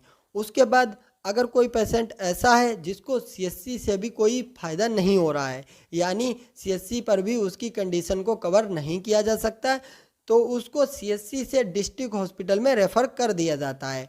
और जो आपका डिस्ट्रिक्ट हॉस्पिटल होता है ये बहुत बड़े लेवल पर बना होता है, इसमें सभी प्रकार की सुविधाएं होती हैं। ये डिस्ट्रिक्ट का सबसे बड़ा हॉस्पिटल होता है। यानी जो डिस्ट्रिक्ट हॉस्पिटल होता है, ये डिस्ट्रिक्ट का सबसे बड़ा हॉस्पिटल होता है, जहाँ पर बहुत ज़्यादा डॉक्टर होते हैं। और जब सीएचसी पर भी किसी पेशेंट का इलाज ना हो पाता है, तब उसको इलाज के लिए डिस्ट्रिक्ट हॉस्पिटल भेज दिया जाता है। दोस्तों, जब सीएचसी पर भी पेशेंट को यानी ट्रीटमेंट नहीं मिल पाता है अच्छा, तो उसको डिस्ट्रिक्ट हॉस्पिटल में भेज दिया जाता है और वहाँ पर उसका ट्रीटमेंट किया जाता है। तो दोस्तों, अब बात कर ली है आपने पब्लिक हेल्थ सेंटर, यानी जो गवर्नमेंट हॉस्पिटल हैं उनके बारे में आपने बात कर ली है। उसके बाद बात करते हैं प्राइवेट हेल्थ सिस्टम, यानी जो इंडिया के अंदर प्राइवेट हेल्थ सिस्टम है उसके बारे में बात करते हैं। तो दोस्तों, प्राइवेट जो हॉस्पिटल होते हैं उनके बारे में आपको पता ही होगा। उनके बारे में क्या आपको पता है? देखिए, आपको पता है कि वहाँ की जो फीस होती है वह बहुत ज़्यादा होती है। जो पुअर पीपल होते हैं वहाँ नहीं जा पाते हैं, क्योंकि उनके पास इतना पैसा नहीं होता है। और जो आपका प्राइवेट हेल्थ सिस्टम होता है, वहाँ पर ऐसा होता है, जो प्राइवेट हॉस्पिटल होते हैं वहाँ पर थोड़ी सी सुविधाएं ज़्यादा होती हैं, और वहाँ पर जो इमरजेंसी कंडीशन होती है वह बहुत जल्दी ही पेशेंट को कवर करती है। और वहाँ जो डॉक्टर होते हैं उनको सैलरी प्राइवेट तरीके से दी जाती है, तो वह वर्क भी अच्छा करते हैं। और जो गवर्नमेंट वाले हॉस्पिटल होते हैं, आपने देखा ही होगा, वहाँ पर जो गवर्नमेंट हॉस्पिटल होता है वहाँ पर जो डॉक्टर होते हैं वह इतना अच्छे से वर्क नहीं करते हैं, क्योंकि उनको गवर्नमेंट के द्वारा सैलरी दी जाती है, तो उनको सैलरी तो मिलनी ही है, चाहे वे वर्क करें या ना करें। लेकिन अब प्रेजेंट टाइम में जो गवर्नमेंट हॉस्पिटल हैं वहाँ पर भी डॉक्टर बहुत अच्छा वर्क कर रहे हैं। तो आपके प्राइवेट जो हॉस्पिटल होते हैं, इसमें क्या लिखा है हमने? वह हॉस्पिटल या कोई क्लिनिक हो गया जो गवर्नमेंट के द्वारा फाउंडेड नहीं होते हैं, यानी जो गवर्नमेंट के द्वारा चलाए नहीं जाते हैं, उनको कहा जाता है private hospital, private health system कहा जाता है उनको।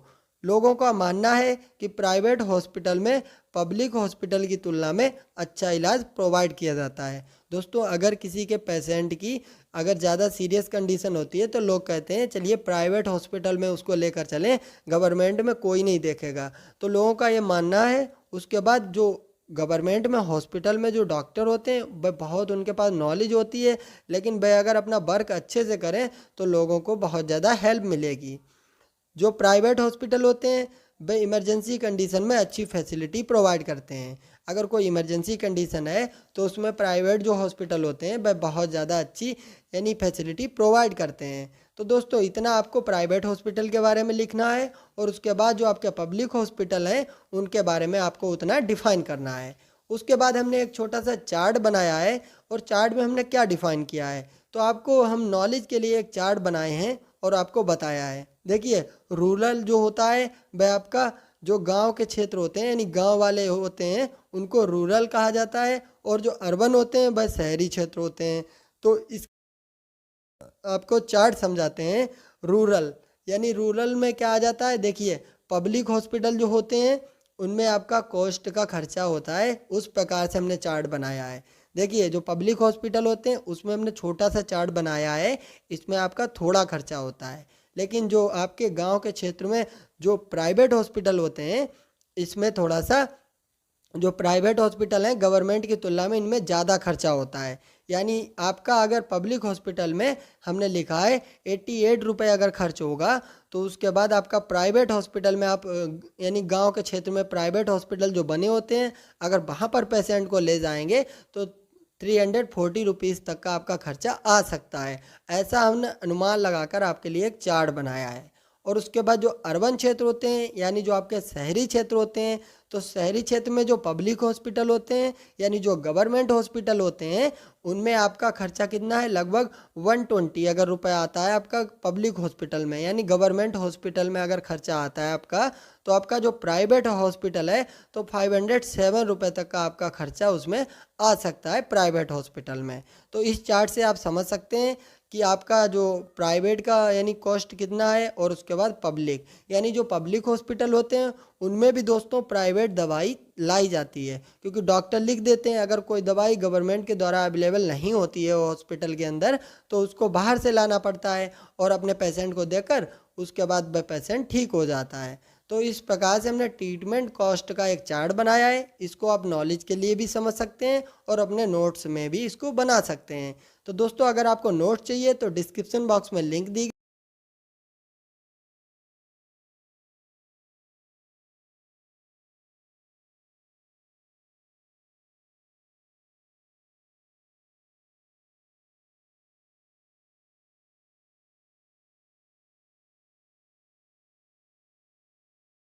रहेंगे। बस आप हमें सपोर्ट करते रहिए और हम आपकी हेल्प लगातार करते रहेंगे। तो दोस्तों उसके बाद बात करते हैं आपका नेशनल हेल्थ मिशन, यानी जो गवर्नमेंट है, इंडियन गवर्नमेंट है, इसने एक मिशन को तैयार किया, यानी जिसको कहा गया नेशनल हेल्थ मिशन। और आपके सिलेबस में चैप्टर फर्स्ट में सोशल फार्मेसी के टॉपिक दिया गया है, तो इस टॉपिक को हम कवर करेंगे और आपको बताएंगे कि आपका टॉपिक क्या है और जो आपका नेशनल हेल्थ मिशन जिसको कहते हैं NHM वह क्या था।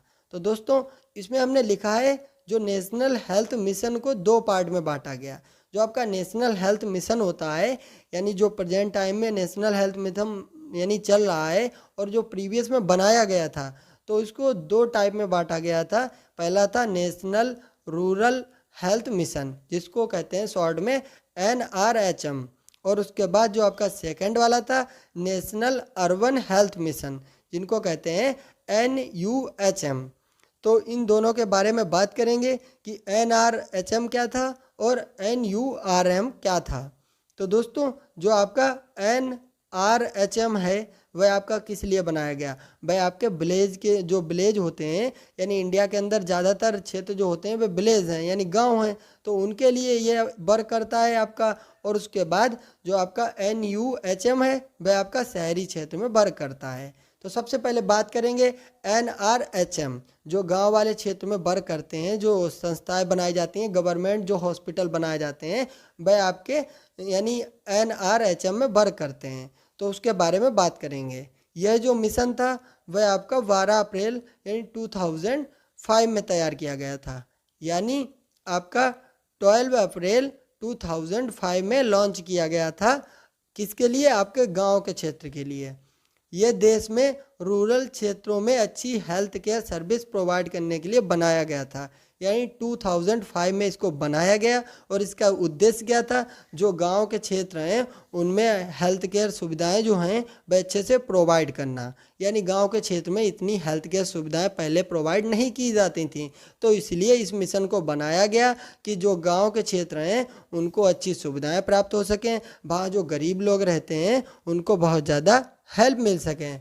तो इसलिए इसको बनाया गया। और इस मिशन का लगभग जो आपके 18 स्टेट हैं यानी 18 स्टेट हैं उस पर इस मिशन ने फोकस किया।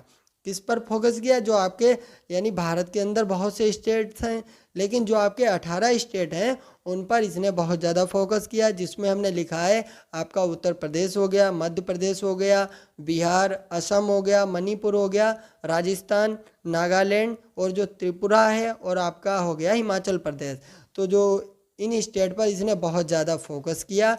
और इसके बाद इसका एम क्या था, यानी इसका क्या क्या उद्देश्य था कि ये जो आपका मिशन बनाया गया इसका वर्क क्या क्या होगा।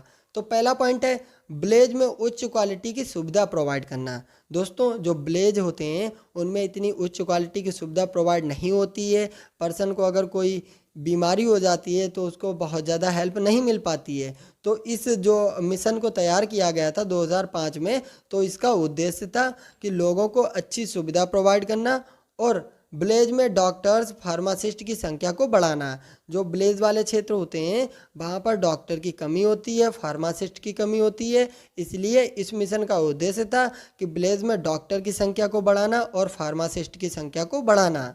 फिर पॉइंट नंबर 3 है ग्राम पंचायत में आशाओं को रखना। दोस्तों आपने सुना होगा कि प्रत्येक ग्राम पंचायत में बहुत सी आशाएं होती हैं। और आशाएं क्या होती हैं? देखिए आशाएं होती हैं भाई हेल्प करती हैं किसी पेशेंट को हॉस्पिटल तक ले जाने में, और पेशेंट का जो भी डाटा होता है यानी जो भी उसकी डिसीज़ होती है उसकी इन्फॉर्मेशन डॉक्टर को देती हैं।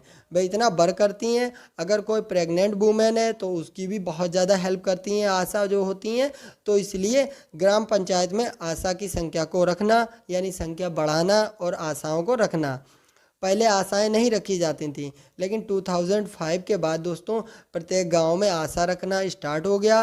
और उसके बाद प्रत्येक विलेज में एक हेल्थ केयर सेंटर बनाया जाए। इसका मिशन था जो विलेज होते हैं उनके अंदर एक हेल्थ केयर सेंटर बनाया जाए, यानी PHC बनाया जाए या छोटा सा सेंटर बनाया जाए जहाँ जो गांव के लोग हैं उनको बहुत ज़्यादा हेल्प मिल सके। और इसका गोल क्या था? यानी इसको क्या ठीक करना है, इस मिशन का गोल है क्या, टारगेट क्या है। तो इसका टारगेट है मोर्टेलिटी रेट, यानी बच्चों की मृत्यु दर को कम करना। यानी जो गांव के क्षेत्र में बच्चों की मृत्यु ज़्यादा हो जाती है, जैसे पोलियो के कारण हो जाती है या और कोई डिसीज़ हो जाती है, निमोनिया के कारण हो जाती है, तो दोस्तों जो बच्चों की मृत्यु दर है उसको कम करना इसका एक टारगेट है, इसका एक गोल है। और उसके बाद पॉइंट नंबर सेकंड है मैटरनल मोर्टेलिटी रेट, यानी जो माताओं की मृत्यु हो जाती है, यानी किसी बच्चे को जन्म देते टाइम या कोई बीमारी के कारण माताओं की मृत्यु हो जाती है, तो उनके रेट को कम करना इसका एक टारगेट था, इसका एक गोल था। तो ये आपका गांव के क्षेत्र में वर्क करता था। उसके बाद जो गांव के क्षेत्र में ये लगातार वर्क करता रहा, फिर जो गवर्नमेंट है उसने सोचा कि अब इसको आप शहरी क्षेत्र में भी लेकर जाइए, क्योंकि शहरी क्षेत्र में सभी लोग अमीर थोड़ी ना होते हैं। बहुत से ऐसे होते हैं जो वहाँ वर्क करने गए होते हैं और उसके बाद अपना गुजारा करते हैं, रिक्शा चलाते हैं या बहुत से लोग फेरी लगाते हैं। तो दोस्तों उनके लिए ये जो आपका मिशन था ये शहरी क्षेत्र तक पहुंचा और उसके बाद इसको वहाँ पर लागू किया गया। इसको कब लागू किया गया? 1 मई को इसको लागू किया गया और 2013 में स्टार्ट हो गया, यानी 1 मई 2013 में शुरू किया गया।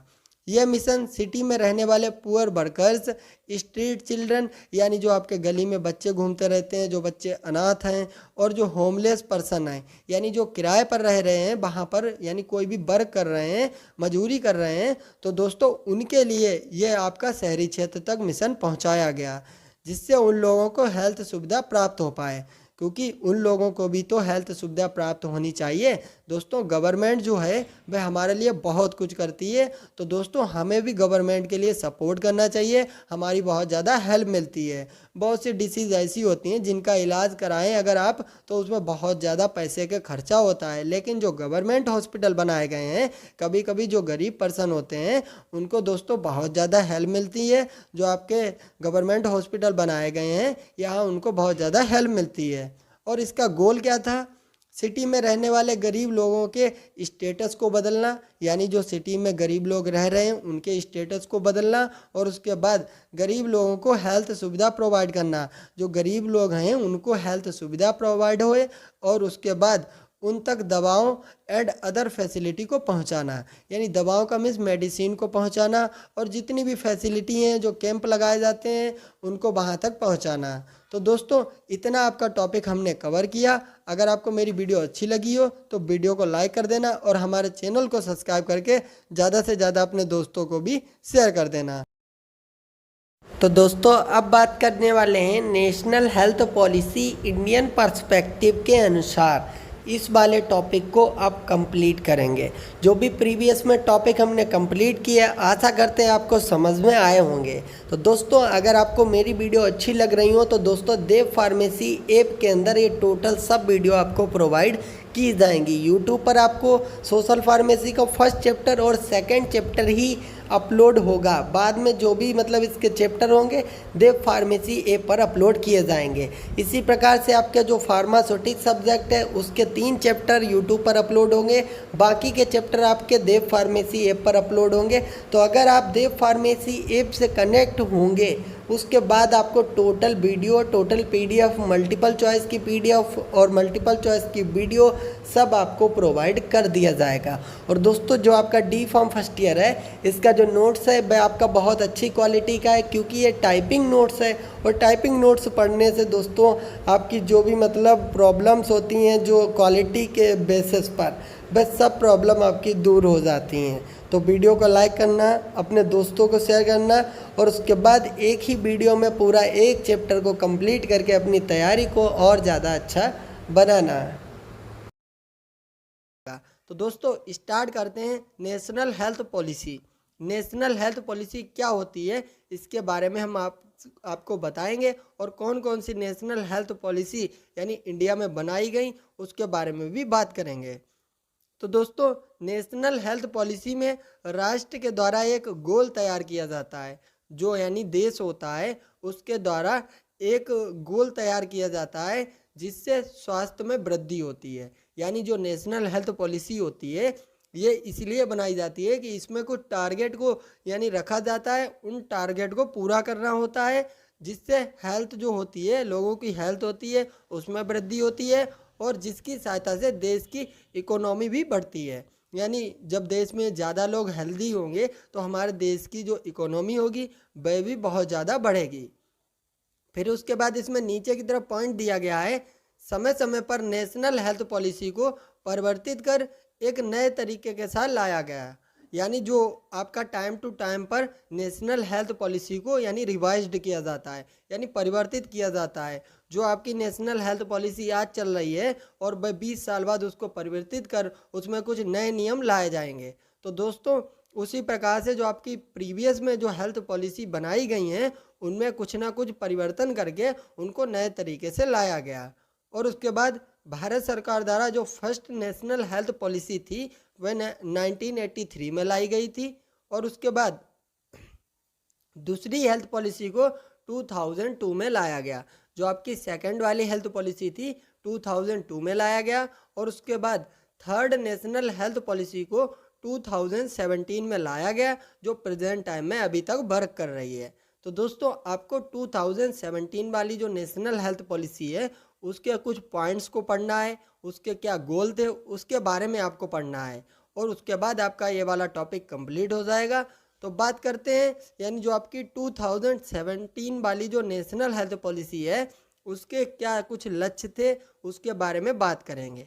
दोस्तों जो आपकी 2017 वाली जो नेशनल हेल्थ पॉलिसी है उसका फर्स्ट गोल था कि non communicable disease and infectious disease को समाप्त करने का गोल तैयार किया गया। यानी दोस्तों जो नॉन कम्युनिकेबल होता है इसका मीन्स यानी जैसे जो हमारे एक दूसरे को टच करने से नहीं फैलती हैं, जैसे हार्ट डिसीज़ हो गया और उसके बाद दोस्तों और अदर डिसीज़ होती हैं जो हमारे एक दूसरे से छूने से नहीं फैलती हैं। और उसके बाद और आपकी सेकंड वाला क्या लिखा हुआ पॉइंट नीचे की तरफ, संक्रामक रोगों से बचने का गोल तैयार किया गया। यानी संक्रामक यानी कम्युनिकेबल डिसीज़, यानी जो डिसीज़ एक दूसरे को टच करने से फैल जाती हैं उनको भी कंट्रोल करने का वर्क करेगी ये जो आपकी पॉलिसी है। और उसके बाद जो नॉन कम्युनिकेबल डिसीज़ है उनको भी ठीक करने का ये वर्क करेगी। इसका ये फर्स्ट गोल हो गया। और उसके बाद इसका सेकंड गोल क्या है, सेकंड गोल है health care system and hospital की संख्या में तेज़ी से वृद्धि करने का गोल निश्चित किया गया। यानी जो हेल्थ केयर सिस्टम है यानी इंडिया के अंदर जो हेल्थ केयर सिस्टम है उसको ठीक करना, उसको मजबूत बनाना और जो इंडिया के अंदर हॉस्पिटल की संख्या है उसको बढ़ाने का वर्क ये आपकी पॉलिसी करेगी।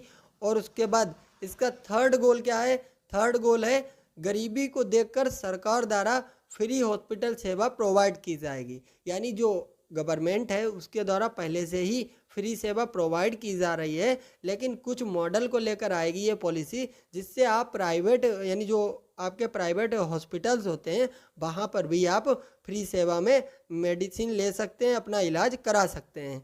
जैसे कुछ सेवाएं हैं जनधन सेवा, आयुष्मान कार्ड सेवा और इन सेवाओं के द्वारा फ्री इलाज कराया जाएगा। उसके बाद दोस्तों फोर्थ वाला इसका गोल क्या था, प्राइवेट हॉस्पिटल की तुलना में गवर्नमेंट हॉस्पिटल बहुत कम है। यानी प्राइवेट हॉस्पिटल ज़्यादा हैं और गवर्नमेंट हॉस्पिटल कम हैं। तो सरकार द्वारा एक मॉडल तैयार किया गया जिसका नाम है पब्लिक प्राइवेट पार्टनरशिप। यानी पब्लिक प्राइवेट पार्टनरशिप का मीन्स क्या है, यानी जिसमें लोग प्राइवेट हॉस्पिटल में भी फ्री इलाज करवा पाएंगे। दोस्तों वही बात कही गई है जो आयुष्मान कार्ड जैसे जिनके बने हुए हैं वह प्राइवेट हॉस्पिटल में भी अपना फ्री इलाज करा रहे हैं। तो दोस्तों इतने इसके गोल थे। फिर उसके बाद इसका एम क्या है, aim of national health policy, तो इसके बारे में बात करते हैं। देखिए 2017 की नेशनल हेल्थ पॉलिसी का एम है कि अपनी नीतियों को सूचनादायक बनाना, यानी जो उसकी नीतियां हैं उनको लोगों तक पहुंचाना, इन्फॉर्म करना, लोगों को बताना और सभी का ट्रीटमेंट सही से हो और हेल्थ सिस्टम को मजबूती प्रोवाइड करना। यानी जो इंडिया के अंदर हेल्थ सिस्टम है उसको मजबूती प्रोवाइड करना और सभी का इलाज अच्छे से हो पाए, सही से हो पाए। तो यह इसका एम है जो आपकी 2017 वाली पॉलिसी है, इसके बारे में बताया। और उसके बाद इसके कुछ की पॉलिसी प्रिंसिपल हैं, यानी इसकी क्या की पॉलिसी हैं तो इसके बारे में बात करेंगे। तो इसमें पहले लिखा हुआ है प्रोफेशनलिज्म, इंटीग्रिटी एंड इथिक्स। इसके कहने का मतलब क्या है, अभी तक सरकार डॉक्टर की सैलरी देती है, लेकिन इस सिद्धांत में बड़ी बड़ी कंपनी से डोनेशन लिया जाएगा, फिर हॉस्पिटल में लगाना। यानी जो बड़ी बड़ी इंडस्ट्रीज चल रही हैं इंडिया के अंदर, वहाँ से उसको डोनेशन को इकट्ठा कर लेना और उसके बाद जो हॉस्पिटल में डॉक्टर हैं उनको फिर सैलरी प्रोवाइड करना। और पॉइंट नंबर सेकंड में क्या है, इक्विटी, यानी जो वीआईपी कल्चर है उसको समाप्त करना। यानी जो पुअर पीपल अगर हॉस्पिटल में जाते हैं और उसके बाद कोई अगर नेता पहुंच जाता है तो नेता को दवाई पहले मिल जाती है, यानी उसको पहले देखा जाता है। तो ये वाला कल्चर जो चल रहा है इंडिया के अंदर, इसको समाप्त करना। और उसके बाद अफोर्डेबिलिटी, यानी महंगे से महंगे इलाज सभी को प्राप्त हों। यानी ऐसा इंडिया के अंदर सिस्टम करना है कि महंगे से महंगे इलाज सभी को प्राप्त हो सके, पुअर से पुअर पीपल को सभी प्रकार का इलाज प्राप्त हो सके। और उसके बाद अकाउंटेबिलिटी, यानी जवाब देना होगा पेशेंट की मृत्यु पर। यानी जो गवर्नमेंट हॉस्पिटल हैं वहाँ पर अगर किसी पेशेंट की डेथ हो जाती है तो वहाँ के जो डॉक्टर हैं उनसे कोई भी पहले सवाल नहीं पूछा जाता था, क्योंकि वो गवर्नमेंट होते थे। लेकिन अब ये जो मॉडल लाया गया, इसके अनुसार अगर गवर्नमेंट में किसी की अगर डेथ हो जाती है तो उस डॉक्टर को जवाब देना होगा किस कारण उस पेशेंट की डेथ हुई है और उसको बताना होगा। तो दोस्तों ये आपकी नेशनल हेल्थ पॉलिसी थी। और उसके बाद जो आपकी 2017 वाली नेशनल हेल्थ पॉलिसी थी, इसके क्या एम थे और इसने क्या टारगेट फिक्स किया था, उसके बारे में हमने आपको बताया। उसके बाद बात करते हैं दोस्तों इंट्रोडक्शन टू मिलेनियम डेवलपमेंट गोल।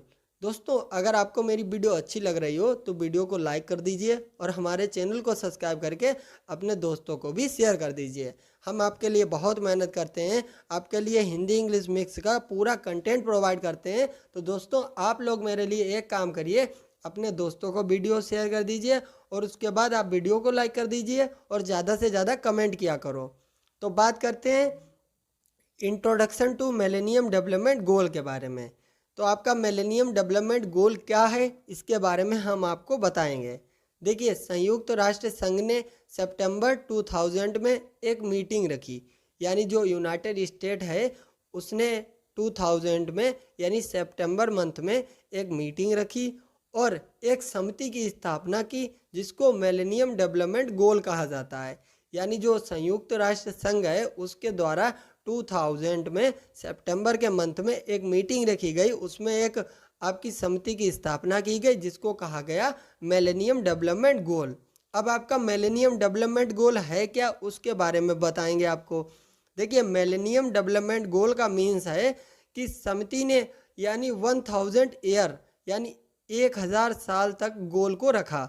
यानी उसको 1000 साल में कुछ गोल को पूरा करना है और उनको पूरा करना है और उसके लिए वर्क करना है जो भी उसने टारगेट को रखा है, जिसको मिलेनियम डेवलपमेंट गोल कहा जाता है। यानी 1000 साल का गोल तैयार करना ही मिलेनियम डेवलपमेंट गोल कहा गया।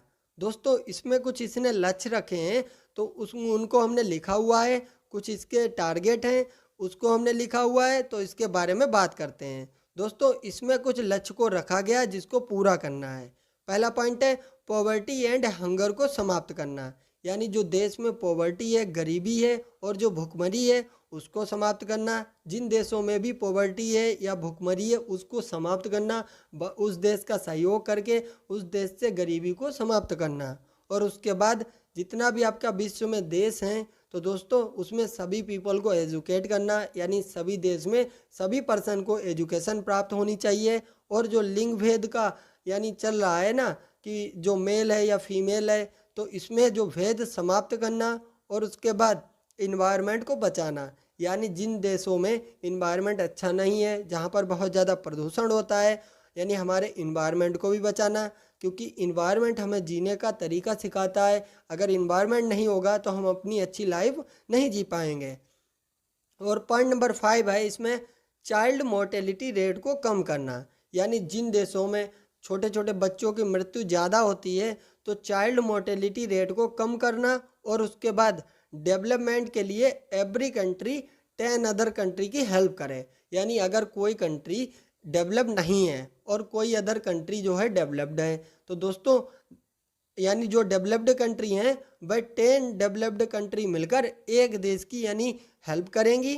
और उसके बाद HIV और एड्स, मलेरिया जो आपकी डिसीज़ है यानी इनको समाप्त करने का टारगेट बनाया गया। और उसके बाद मोर्टेलिटी, जो आपका मोर्टेलिटी रेट है यानी मैटरनल मोर्टेलिटी रेट, यहाँ पर मैटरनल होगा। मैटरनल मीन्स होता है कि जो माताएं होती हैं उनकी मृत्यु रेट को कम करना, मैटरनल मोर्टेलिटी रेट। तो दोस्तों माताओं की मृत्यु की दर को कम करना, ये इसके कुछ टारगेट थे जिनको हमने बताया।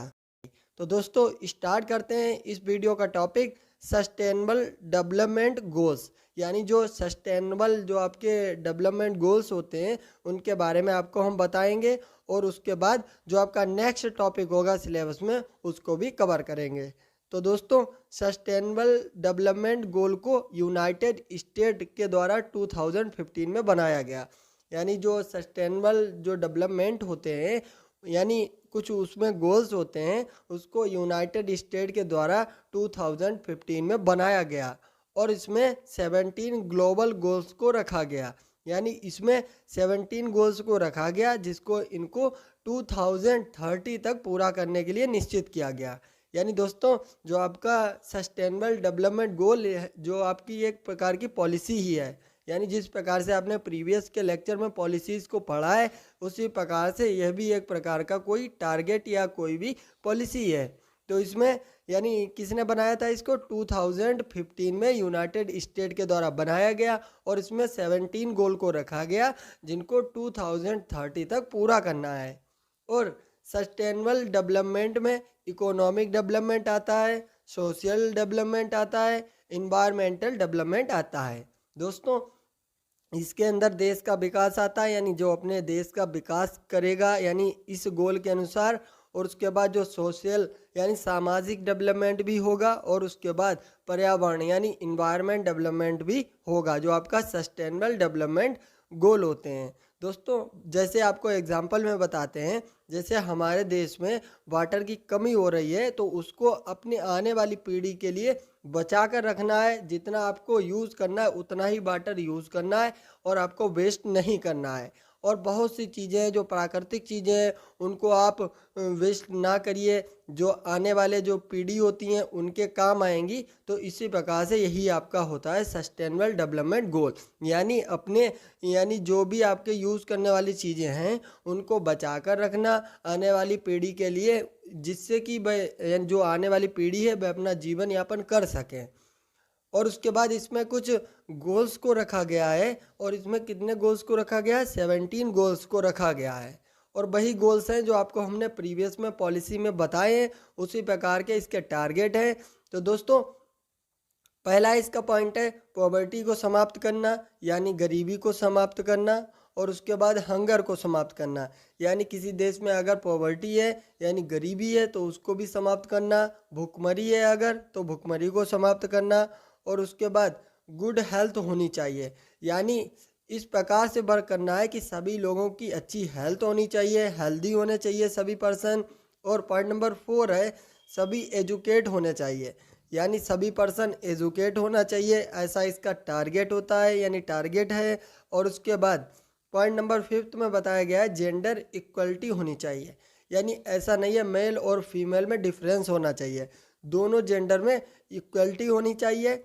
और क्लीन वाटर एंड सैनिटाइजेशन होना चाहिए। दोस्तों जो वाटर है वह क्लीन होना चाहिए, ऐसा नहीं है कि आप गंदगी ज़्यादा फैला रहे हैं और वेस्ट वाटर हो रहा है यानी आस पड़ोस गंदगी हो रही है, तो ऐसा भी नहीं करना है। लोगों को उसमें सुधार करना है, ज़्यादा वाटर की गंदगी नहीं करना है।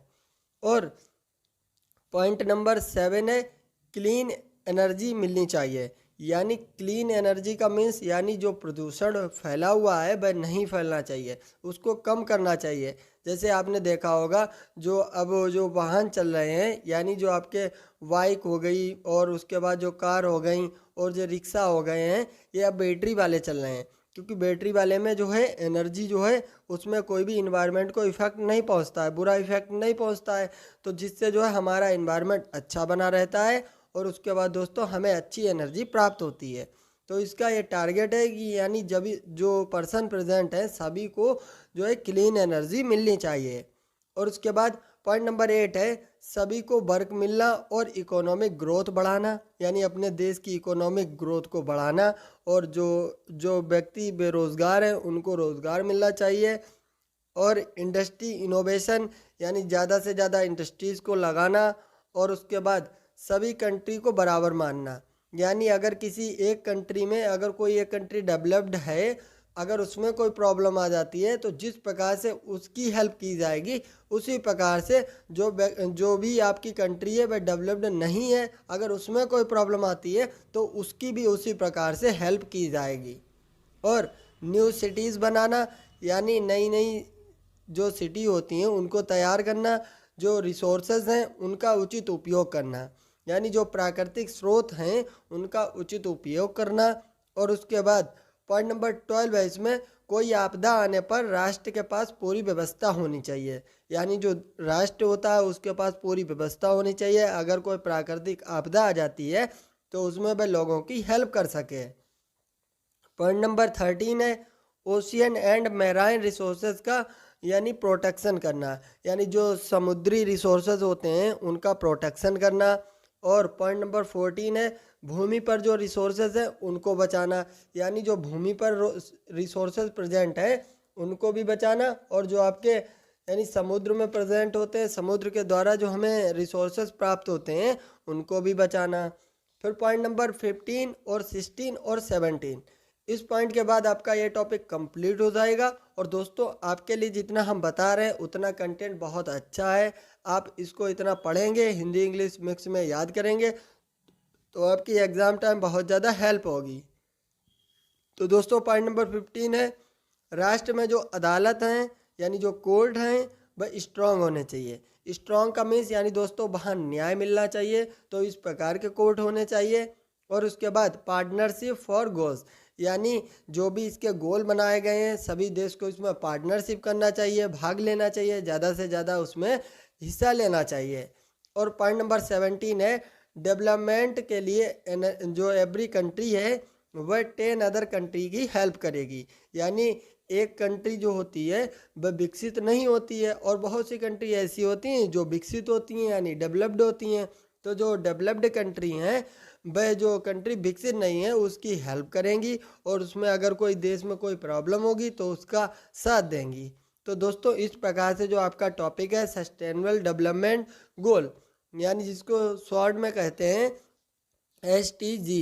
SDG। तो दोस्तों इसको हमने कंप्लीट किया। उसके बाद एक टॉपिक और है आपका छोटा सा, ये कंप्लीट होने के बाद आपका चैप्टर नंबर 1 पूरा कंप्लीट हो जाएगा। और दोस्तों उसके बाद हम चैप्टर नंबर 2 भी स्टार्ट कर देंगे। तो दोस्तों FIP क्या है, जिसकी फुल फॉर्म होती है इंटरनेशनल फार्मास्यूटिकल फेडरेशन, ये आपकी फुल फॉर्म होती है। तो इसमें क्या लिखा है FIP एक बहुत फेमस इंटरनेशनल ग्रुप है, इसमें पूरे विश्व में जितनी भी फार्मेसी कंपनी है उन लोगों ने फार्मासिस्ट, यानी जितना भी आपका फार्मेसी कंपनी है उसके अंदर जितने भी आपके फार्मासिस्ट हैं, या आपकी फार्मेसी हो गया उसके अंदर जो फार्मासिस्ट है, या आपकी कम्युनिटी फार्मेसी हो गया उसके अंदर जो फार्मासिस्ट है, उन्होंने क्या किया एक टीम को तैयार किया जिसका नाम FIP रखा गया, और इसकी स्थापना 1948 में की गई। दोस्तों क्या हुआ 1948 में पूरे विश्व के जो फार्मासिस्ट हैं, जहाँ फार्मेसी हैं, फार्मास्यूटिकल इंडस्ट्री में जो फार्मासिस्ट वर्क कर रहे हैं, वहाँ के फार्मासिस्ट सब मिलकर एक टीम तैयार की जिसका नाम रखा गया FIP, और जिसकी फुल फॉर्म होती है इंटरनेशनल फार्मास्यूटिकल फेडरेशन। और इसकी स्थापना कब की गई 1948 में की गई। और क्यों इसकी स्थापना की गई, क्या ज़रूरत पड़ी, तो इसको भी बताते हैं। तो दोस्तों यह फार्मेसी प्रैक्टिस को अच्छा बनाने में हेल्प करती है। जो ये आपकी ग्रुप है ना FIP वाला, ये आपका जो फार्मेसी प्रैक्टिस है कि फार्मेसी को किस प्रकार से रन करना है और उसमें किस प्रकार से मेडिसिन को डिस्पेंस करना है, किस प्रकार से फार्मेसी की ज़रूरतों को पूरा करना है, तो दोस्तों ये उसमें हेल्प करती है बहुत ज़्यादा। और साइंटिफिक रिसर्च में हेल्प करती है, जो न्यू ड्रग की यानी रिसर्च होती है उसमें भी यह संस्था बहुत ज़्यादा हेल्प करती है। न्यू फार्मासिस्ट को ट्रेनिंग कराने में हेल्प करना, यानी जो नए नए फार्मासिस्ट यानी जो अभी स्टडी कर रहे हैं उसके बाद उनका रजिस्ट्रेशन हो जाएगा, उसके बाद वह गवर्नमेंट नहीं वो प्राइवेट फार्मासिस्ट बन जाएंगे। और उसके बाद जब उनकी ट्रेनिंग होगी तो उसमें ये संस्था बहुत ज़्यादा हेल्प करती है। अगर उसमें कोई प्रॉब्लम होती है तो ये बहुत ज़्यादा हेल्प करती है।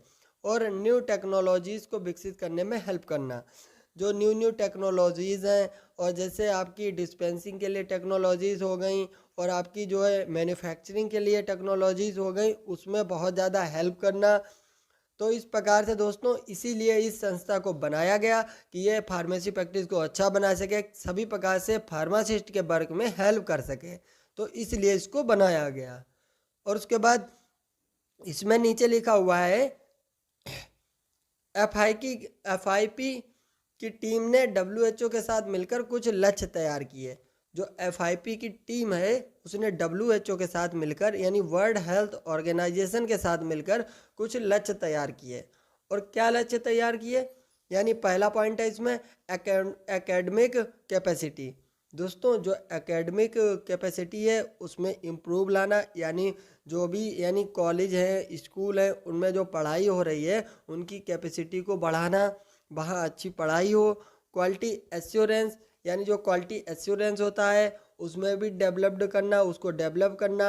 और पॉइंट नंबर थर्ड है आपका लीडरशिप डेवलपमेंट, यानी सभी लोग साथ में वर्क करेंगे, इसको डेवलप करना।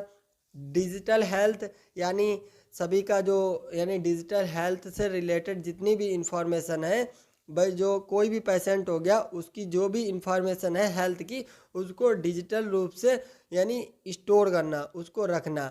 यानी कोई भी पेशेंट है उसकी पेशेंट हिस्ट्री को, उसका प्रेजेंट टाइम का स्टेटस कैसा है, इसको सब टोटल डिजिटल रूप से यानी यूज़ करना। और उसके बाद पॉइंट नंबर फिफ्थ है पेशेंट सेफ्टी, पेशेंट को सेफ्टी प्रोवाइड करना। और पॉलिसी डेवलप, यानी पॉलिसी को डेवलप करना। पीपल केयर सेंटर्स, यानी पीपल की केयर के लिए कुछ सेंटर्स को तैयार करना और पेशेंट की सेफ्टी के लिए बहुत सी बातों को इम्प्रूव करना, यानी बहुत से सेंटर तैयार करना जहाँ से लोगों को यानी हेल्प मिल सके। तो इस प्रकार के इसके वर्क होते हैं। तो दोस्तों प्रीवियस वाली पॉलिसी में भी इसके वर्क हमने बताए थे, यानी सब मिलते जुलते हैं एक दूसरे से। तो इसी प्रकार से आपके टॉपिक कंप्लीट होते हैं, जो आपका चैप्टर नंबर फर्स्ट है वह पूरा कंप्लीट होता है। तो दोस्तों अगर वीडियो अच्छी लगी हो तो वीडियो को लाइक कर दीजिए और हमारे चैनल को सब्सक्राइब करके ज़्यादा से ज़्यादा अपने दोस्तों को भी शेयर कर दीजिए।